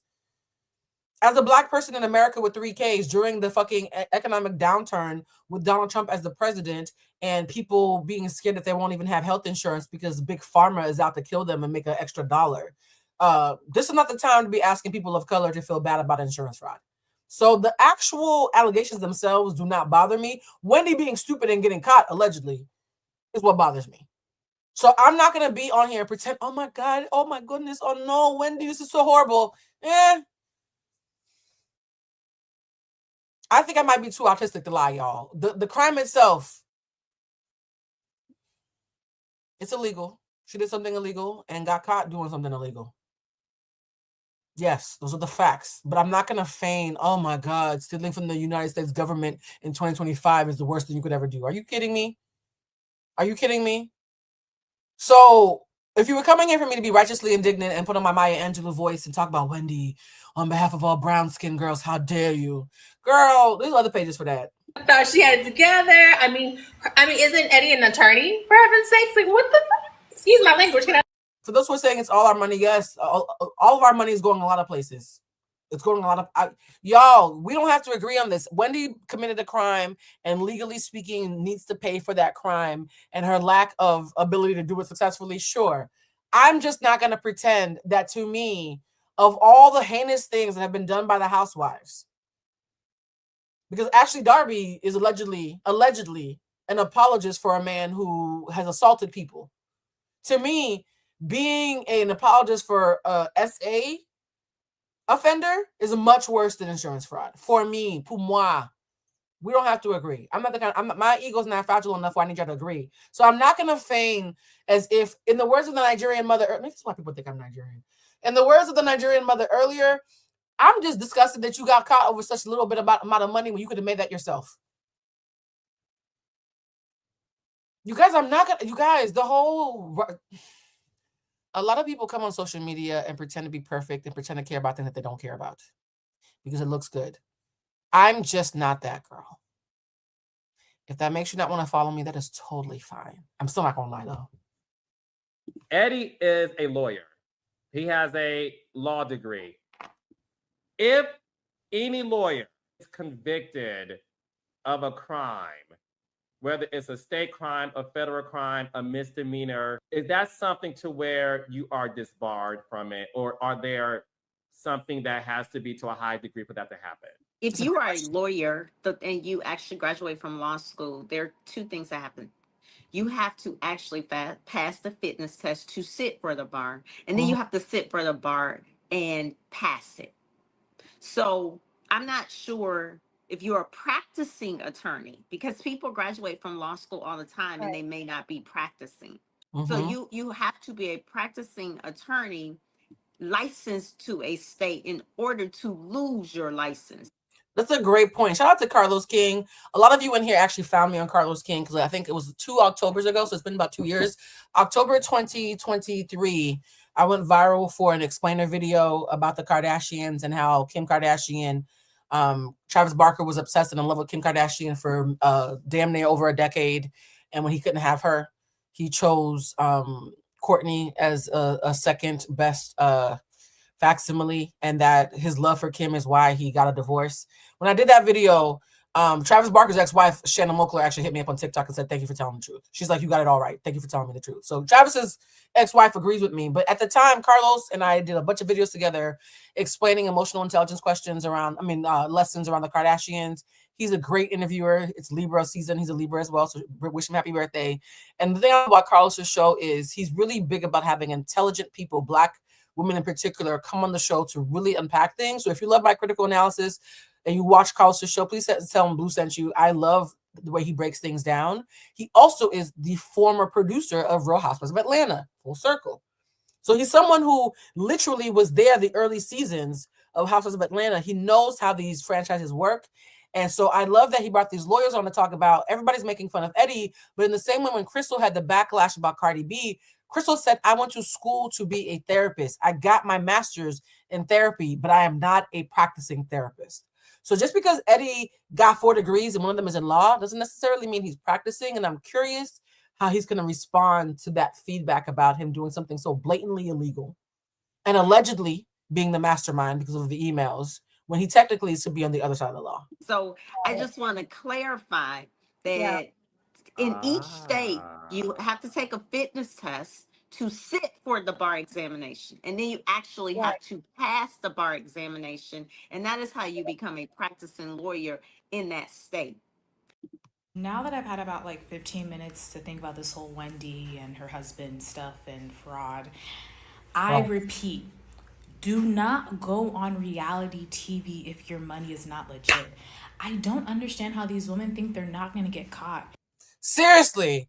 Look, I'm not the biggest fan of how Drea Michelle works, but we went to some kind of panel with Drea a couple of years ago, and Drea got in front of a bunch of people at BeautyCon and was like, "Look, when we were doing Basketball Wives, I was so broke, I was driving a hoopty around the corner and walking to set because I was broke." I respect people so much when they're like, "Look, I'm just a bitch with rich friends. Doesn't mean I'm rich." As somebody who lives in this industry,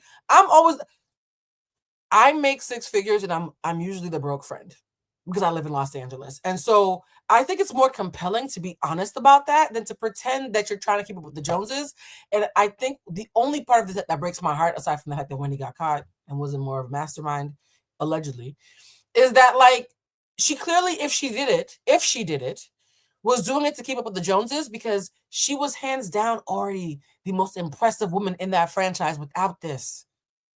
This is why those titties made me nervous, because the same thinking that makes you think you have to get breast implants and your booty done. And I'm all for women doing things to make themselves feel better, but you're doing it in order to keep up. When you're doing it in order to keep up with the Joneses, it's a slippery slope into shit like this. Y'all think the feds aren't watching? Newsflash, they're always watching.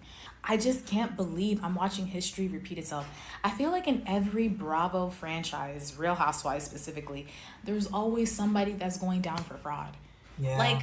Wendy, insurance fraud and a ring that you claimed was stolen that appears on your Instagram. Y'all aren't. For the person who said it makes me wonder if this plays a part in Eddie's family stop talking to them, I actually have a clip in here to address that because that kept coming up. You guys kept saying, is the fact that Wendy is out here doing fraud for titties and shit and bags why Eddie's family didn't like her? I have a clip of Eddie addressing that himself. Let me tell y'all, there's a lot of people who do social commentary, but a bitch like me wants receipts at all times. Okay? I'm not going to opine. I'm going to let Eddie address that for himself. So Meeks, that's coming up soon. I'm sorry. Like, I can't. Y'all aren't thinking. Y'all not scamming right. And I don't mean that as a joke because I do not condone scamming. I don't. But like, y'all getting caught in 4K is crazy. Thank you. I don't condone scamming, but if I was going to scam, it would not be this stupidly. I think this was fucked with everybody. We're all like, yo, we don't believe in scamming. We're just stunned that you did it so badly. Can we all start being more honest about this? Oh my God, I can't. You're not upset she did it. You don't give a fuck, okay? You have a cousin who's been scamming the IRS using other people's kids for years. You're stunned that somebody in a couple with 8 degrees could be so sloppy. Can we all admit why we're really shocked? The way y'all move it is dumb. Y'all not good criminals. Okay, so you mean to tell me that amongst these two who have 8 degrees amongst themselves, now one person said, hey, maybe Wendy shouldn't wear her wedding band and then take pictures and post it on Instagram with her wearing it after we just reported it stolen to insurance? Now one person was like, maybe we shouldn't reach back out to insurance and say that the wedding band was stolen, even though we already reported to them that she was wearing it, but then we need more money, so we're gonna lie and say that we don't have it, even though once again she's wearing it on social media. Like, not one person thought about that. It's low-key giving like Carly Russell, because like, what did you think was gonna happen? Y'all have an ADT system and a Ring camera, and the ADT system didn't pick up on no intruders, and the Ring camera showed you getting your packages but with no intruders inside. Like, they really sent email correspondences to each other talking about it. Like, they literally sent emails to each other talking about someone, what expensive items should we add to the insurance claim? Eddie, what kind of attorney are you for you to not realize that sending correspondences when you're committing a crime probably isn't a good idea, because at least a paper trail of you committing the crime. Like, it boggles my mind. How can y'all be so smart and so dumb at the same time? I don't care. Y'all can fight me in the comments. But some of you Nigerians are going to have to fight a little bit harder to beat these scamming and fraud allegations. And 4 Degree Wendy and Happy Eddie ain't helping y'all at all. Hell, in they mugshot, either they high as hell or it looks like they will very much do it again. So boom, new floors. We're gonna have a built-in fireplace, marble from the bottom all the way to the top. Bombastic side-eye, criminal offensive. Oh, that's a tall ceiling though. 19 feet. 19 feet of marble. Get a new island. Where's this money coming from? Happy Eddie is doing very well. Let's use this drug money, okay? Stop. What do you mean by that? Wendy, the jokes about using the drug money from Happy Eddie to pay for 19. Can I just tell y'all what really grinds my gears about this entire situation? Let's allege that Wendy has been living righteously for all these years, and she's exactly the woman that a lot of us fell in love with on the show. And she's watching Ashley cover up her husband's alleged sexual assault charges against other people in the cast. She's watching Giselle allegedly try to set up and falsely accuse Candace's husband of inappropriately approaching her and potentially putting him in harm's way legally. She's watching Robin Dixon lying about Juan's sexual assault. You guys, in a world full of sexual assault, I'm not going to fucking blink at fucking fraud, respectfully. So you're watching these 3 women, the Green-Eyed Bandits, repeatedly cover up sexual assault and or make alleged false claims about sexual assault for storylines. Real heavy shit. And you're watching Karen, whose back you've always had, turn on you and try to poison other cast members on you because she doesn't like that you're becoming as popular as her. And Candace is the only one who has your back, but Candace is reactionary as fuck and has no restraint, so she's polarizing on sight. So the only person who even has your back is not the kind of person who can really have your back, because she can't even fucking have her own, because she's always crying into a triangle. Respectfully, Candace, I'm just stating the facts. In this space of everybody being a hot monkey, you are hands down the most righteous, naturally, and organically person. You show people grace. You forgive people. You even call Mia to say, Mia, I know you a lying ass bitch. I know you lied on your husband, Gordon. I know you made up stories. I know you had your side piece on the show pretending he was your new husband while your old husband was allegedly the victim of elder abuse. But I just need you to know God still got you. There's no time to turn this around. And in the midst of all that, you start to realize I'm a fan fave and I have a strong husband who actually likes me. Bitch, you kind of pop in. And Eddie says to you, allegedly, baby, so check it. We're in debt because the new lace fronts that you spend 20K on a month, that bag, that green Birkin bag you have in all them pictures, all those like tacky sunglasses that you had coordinating with your outfits that last season because you wanted to show off your new look and your new body and be a baddie. You quitting your job in order to like sell candles, not spiritual candles, sell candles and like do the whole influencer thing. You having a podcast that nobody watched, but you spend $20,000 on the fucking first season. All those things added up, babe. And I love you, but the cannabis business is a lot trickier when you first start out. And even though we keep mentioning the candle line and the cannabis business all the time, we're not making as much as we thought. We're making good money, but we're spending it more. Check it. When we go away in April, all we got to do is say somebody broke in. All we got to do is say somebody broke in, ransack the house a little bit, get this insurance money, and that'll help cover us until the next season is up. And in the meantime, between time, we can find some more speaking engagements to catch up on our bills. And she's like, yo, I don't know. He's like, yo, you're the good one. They're out here being apologists for sex crimes. It's a little insurance fraud. And she's like, you know what? Fuck it. Let's do a little taste of something. They do a little taste of something, 6 to 9 months go by, they don't get caught. Now she got more lace fronts, more bills, more seasons. A little bit more. And you're thinking, of all the bitches around me, my hands are the cleanest. I could have me a little snack. And you fucking get caught because you were sloppy. I just need you to understand, guys. What's bothering me about this is when you are someone who is mostly righteous, when you finally make a mistake, the baboons, the birds of prey, the leeches, the succubuses in the bushes are waiting to pounce on you, and they're going to make your one offense sound 10 times worse than the hundreds of normalized offenses that they have.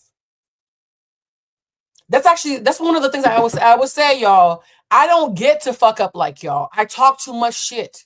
If I make a mistake, it's usually small and I will own it immediately. I saw how quick I was to apologize to that girl last week. If I fuck up, I say sorry immediately. We ain't even got to fight about it, bitch. Because I know y'all looking for a moment with a hoe like me. I already know y'all looking for a moment, right? My bad. How do I fix it? Righteous bitches don't get to fuck up like everybody else. Meanwhile, there'll be somebody who's 10 times worse, who's getting away with literal fucking murder. They're like, oh, that's just how Giselle is. That's just how Ashley is. Unfortunately, you don't get to be a dark-skinned girl with high self-esteem taking up space and not apologizing for the space that you take up in a room full of aging fucking trophy wives who are out to get you and mad that you made them look stupid without them being fucking salivating when you finally fuck up. And so even if Wendy did it, I promise you the reaction to Wendy will be disproportionate. Somebody said I'm clearly biased. I didn't say I was unbiased on this. I said that I like Wendy and I'm disappointed and I'm explaining what she did. Where is the need to say I'm being biased?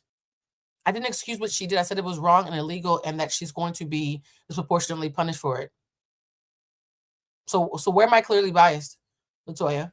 Explain the need to make that statement as if I'm not being transparent and reasonable and pragmatic while also stating that I like somebody. Where's the bias? Because words mean things. Where's the bias, Latoya? Words mean things. And if you're brave enough to write it in this space, be brave enough to back it up. Where's the bias, Latoya? So here's the thing to Latoya and anybody else who's new here. This is not the kind of space where you just say nasty shit and then hide behind a keyboard. Again, I was raised in the 90s. I don't say anything online I wouldn't say to your face. So Latoya, I want to give you a chance to explain the bias that I've displayed, even though I've been incredibly transparent and self-aware this entire time. At a masterful level, actually. Y'all, let's give Latoya time to type out what she meant by that.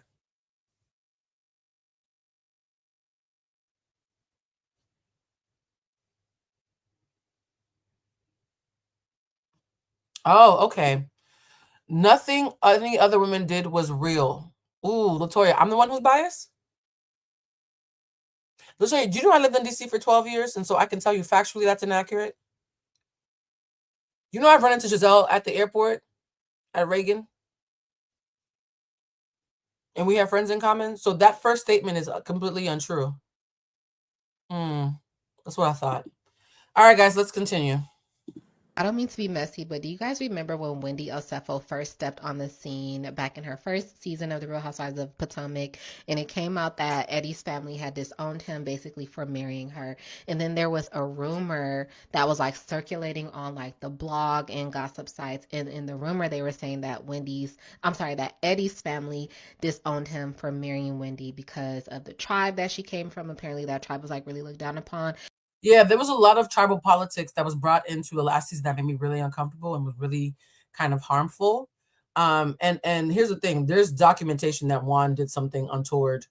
The documentation about Juan actually jeopardizing somebody's well-being was so insurmountable. Robin admittedly chose not to speak on it at all because that's how bad it was. And so, yeah, y'all pick weird hills to die on with a bitch like me. Go ahead, go off though. But then that rumor mentioned something about some debt. And if you remember what I'm talking about, please jump in the comments and let me know that I'm not the only one. But it said, I can't remember if it said that Wendy's family was in a lot of debt or if Wendy herself was in a lot of debt. Anyway, I thought about that because I saw this tweet with an excerpt from the court documents that stated that the Osefos were in substantial debt. And so it made me think, like, was there any more truth to that rumor? And it was a nasty rumor too, if you guys remember it. But I remember hearing or reading about it, and I was like, whoa, this is crazy if true. But why didn't your parents want you to marry me?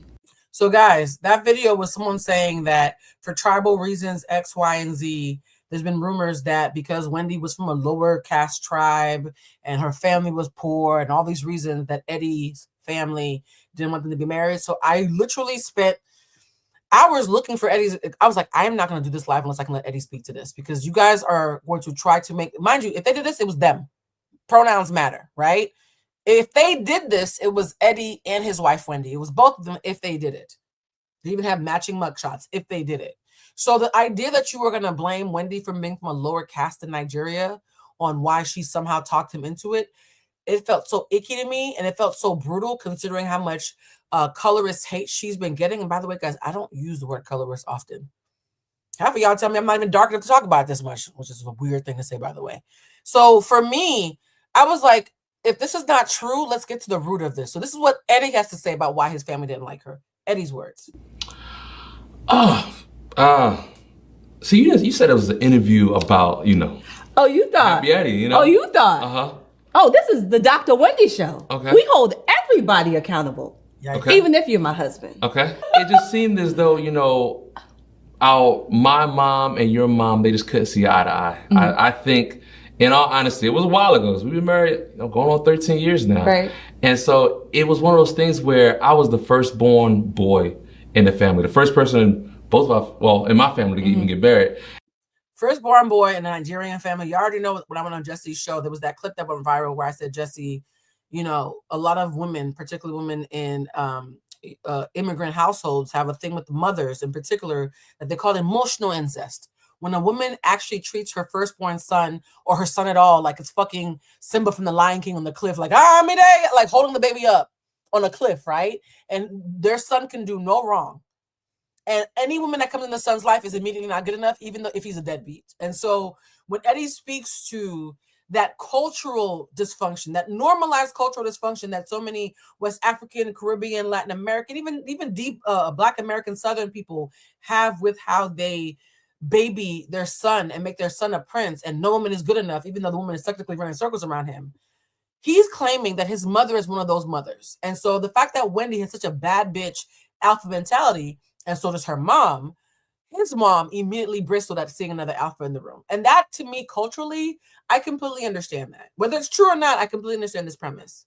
And I think my mom just wasn't trying to let go. She wasn't trying to let go, and she wasn't trying to have a strong alpha woman. And Mama Sue, for all intents and purposes, will have a strong alpha daughter marry her son. I think it was just a power struggle. Hella high water, I'm not gonna have my son marry you. But it wasn't a concrete reason why. And that's why every time I talk to her, every time I talk to my parents, it was never a reason why. It was just no. Why y'all thought Wendy wasn't a scammer? Oh God. Okay, so guys, funny enough, to stop anybody from calling me biased, I intentionally, so this is why the whole bias thing was funny, because you must be new here, because anybody who knows means even if I prefer one person to the other or prefer one storyline to the other, I will always present all sides. That's not how bias works. So I intentionally found someone who thinks when he did it, doesn't want to use the word allegedly. Because I wanted to get the side of someone who doesn't give a fuck about Wendy and wants to speak for the other side who may not want to show her some grace. So here she is. And I picked somebody who was going to be on the other side, but not like violent with their words. Why y'all thought Wendy and Eddie wasn't a scammers? Why y'all thought they wasn't scammers? You know why you thought they wasn't scammers? Because you thought they was about scamming. And you know why you thought they was about scamming? Because you stupid. See, you had looked at Wendy and Eddie and you were like, oh, they successful. Don't forget that they not born Black American. Don't be y'all, I don't like that part.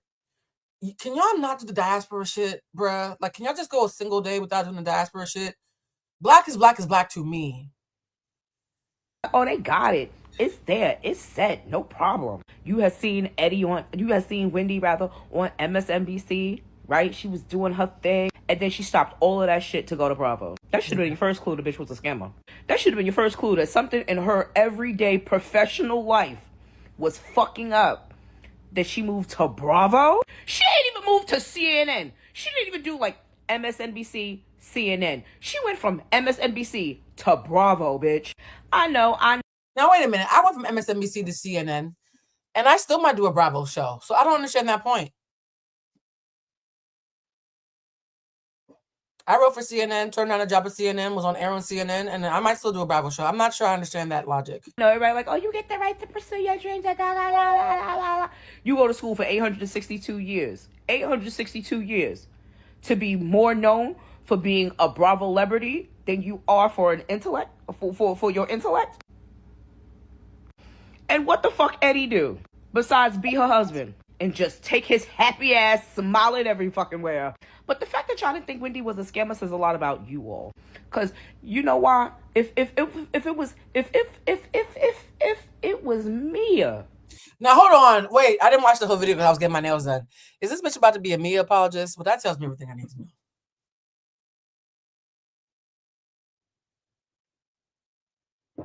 You know what? Respectfully to this content creator, I'm just gonna fast forward. I tried. Y'all saw that I tried. I wanted y'all to see what the other side sounds like. It sounds like a bunch of birds. Now this is Ashley, y'all. You know I couldn't do this without showing Ashley Darby. This is what Ashley Darby. Ashley could not fucking wait.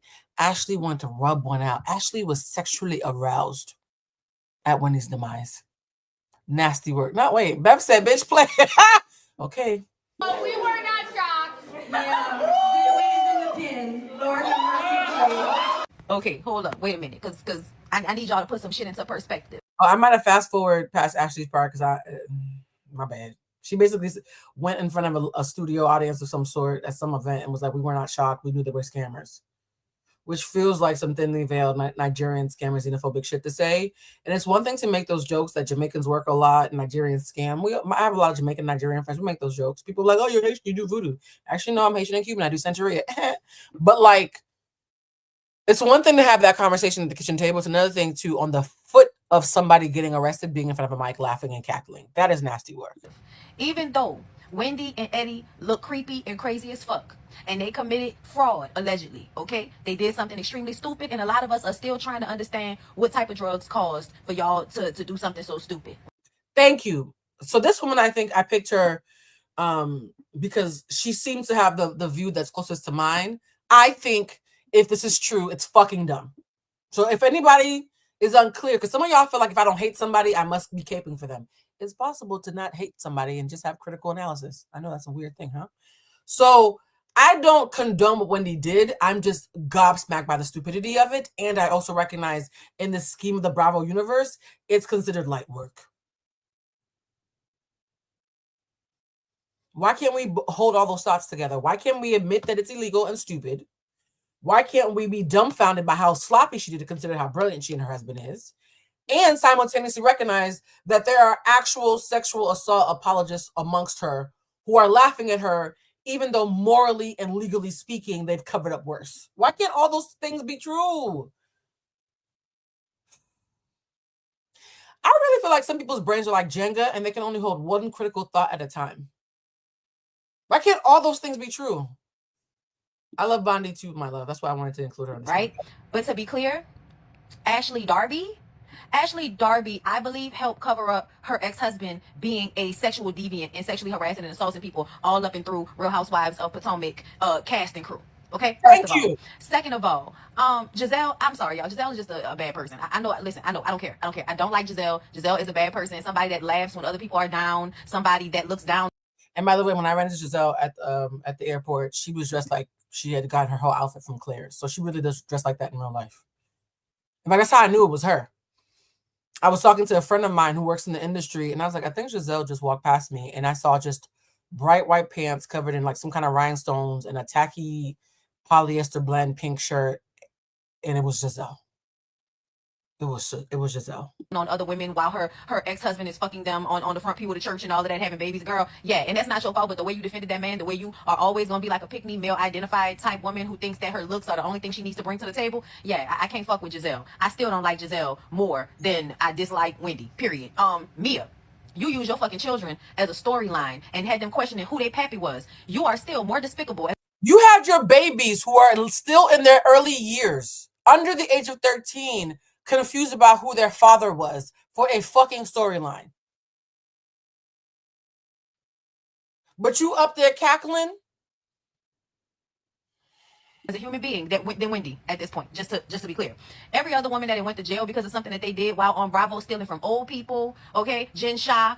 Erica Jane.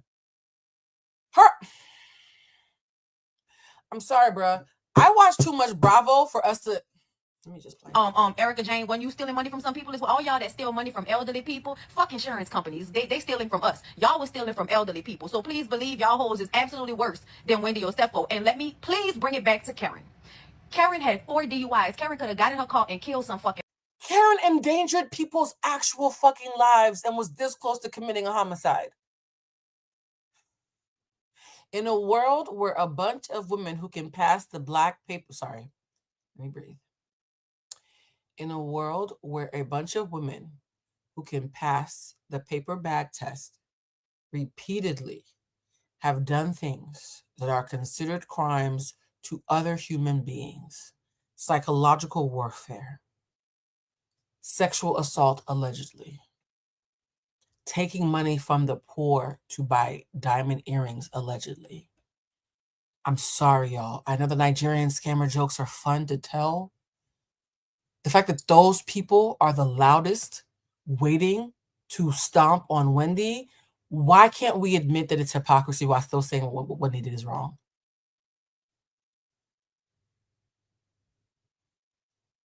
If anything, I'm going to say this, and this is a thing that I made peace with years ago that I don't think Wendy made peace with. Just because you act right most of the time doesn't mean you get to be sloppy. Just accept that acting right is your way of life and live with that, and don't expect to be able to live by the rules of those who don't act right. If I sat around saying, oh, because everybody's on some bullshit, I need to be on some bullshit, I wouldn't have the reputation that, thank God, has covered my ass on more times than I can count. In the 3 or 4 months that I've been doing this live on YouTube, because I used to do it on Instagram for like 5 years. So this live is not new, guys. We've been doing this live since 2019. We just moved it to YouTube over the summer. In the 5 or so years that I've been doing this live, I cannot tell you how many times people in the industry with much bigger followings than me have tried to take me out. And the only thing that's covered my ass is my reputation.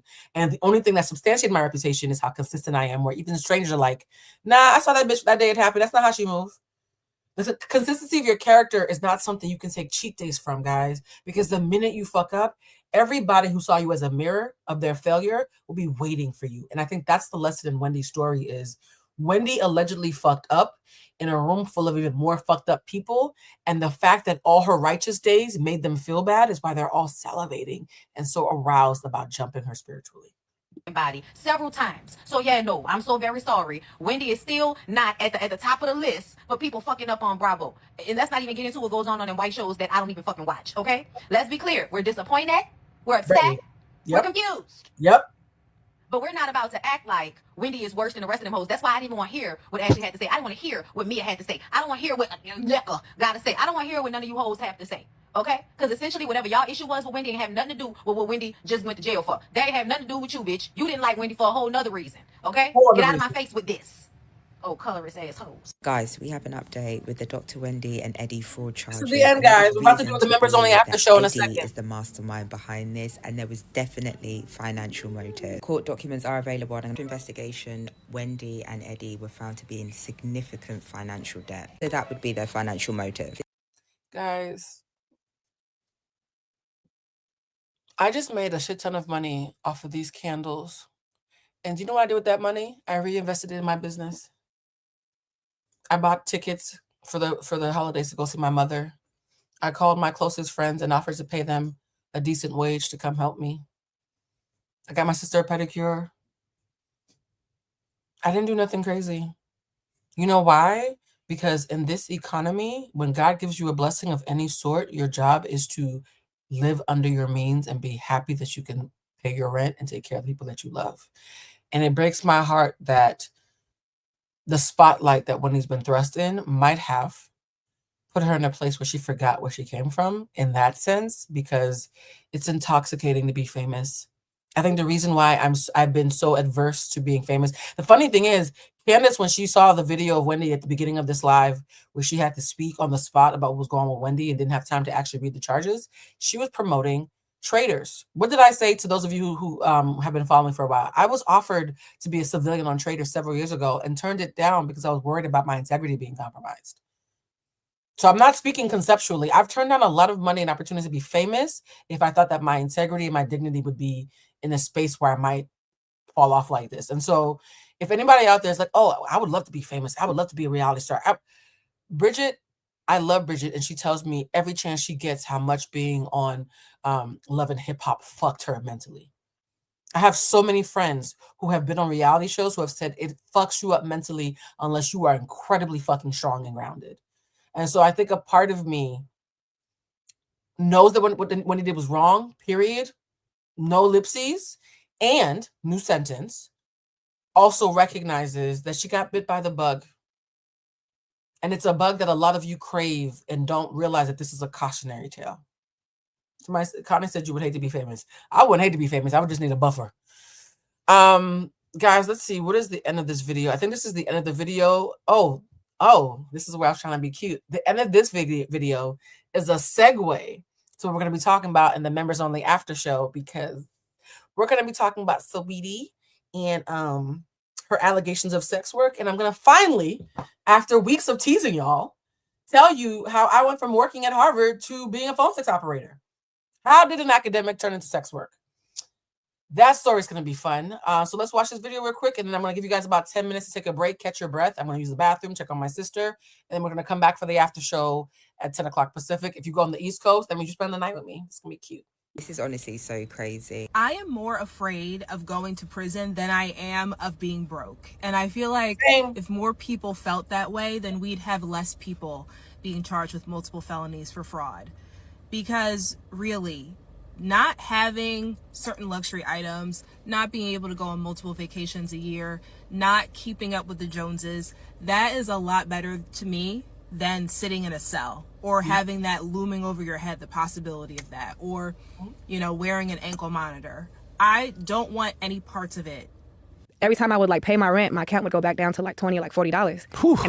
So on the other side of that sentiment of you can't pay me to risk my freedom, here's Saweetie. This is the tease for the next live, the after show, talking about how her biggest dream since she was a little girl was simply to be rich and famous, and she didn't give a fuck about nothing else. And we're about to see where that landed her. I was like, bitch, it's real. And not because like my aesthetic was always just like, I've always wanted to be a rich bitch. Mm-hmm. Like ever since I was a kid, that's what I aspired to be. Yeah. I like the diamonds, the furs. I love the boss bitches out there, so shout out to them. Mm-hmm. And I was like, this is not what we planned, friend. Yeah. So Saweetie said that having to worry about pay her rent and do a regular 9 to 5 fucked with her heavy, because she always aspired to simply be a rich bitch, not to be the best rapper, the best dancer, the best entertainer, to have an impact with her artistry, to simply be a rich bitch. And yeah, in the next live, we're about to talk to you about what happens when all you want is to be a rich bitch and you don't care how it happens. All right, guys, it is now 9:42 Pacific time. In 18 minutes at 10 o'clock Pacific, 1 o'clock in the morning Eastern. Yes, why not? It's Saturday night. We partying up in this bitch. join me for the Members Only Live. And if you want to know how to join the Members Only Live, please go into the description box. It says the Academy. It's the first sentence underneath the caption. And I will see you guys in 15 minutes. Get a drink, get a beverage, because I can't believe I'm about to actually share the story. You know what? I'm going to go smoke a J with my sister and relax because yeah, it's about to get real. All right, love y'all. See y'all in 15 minutes. Bye.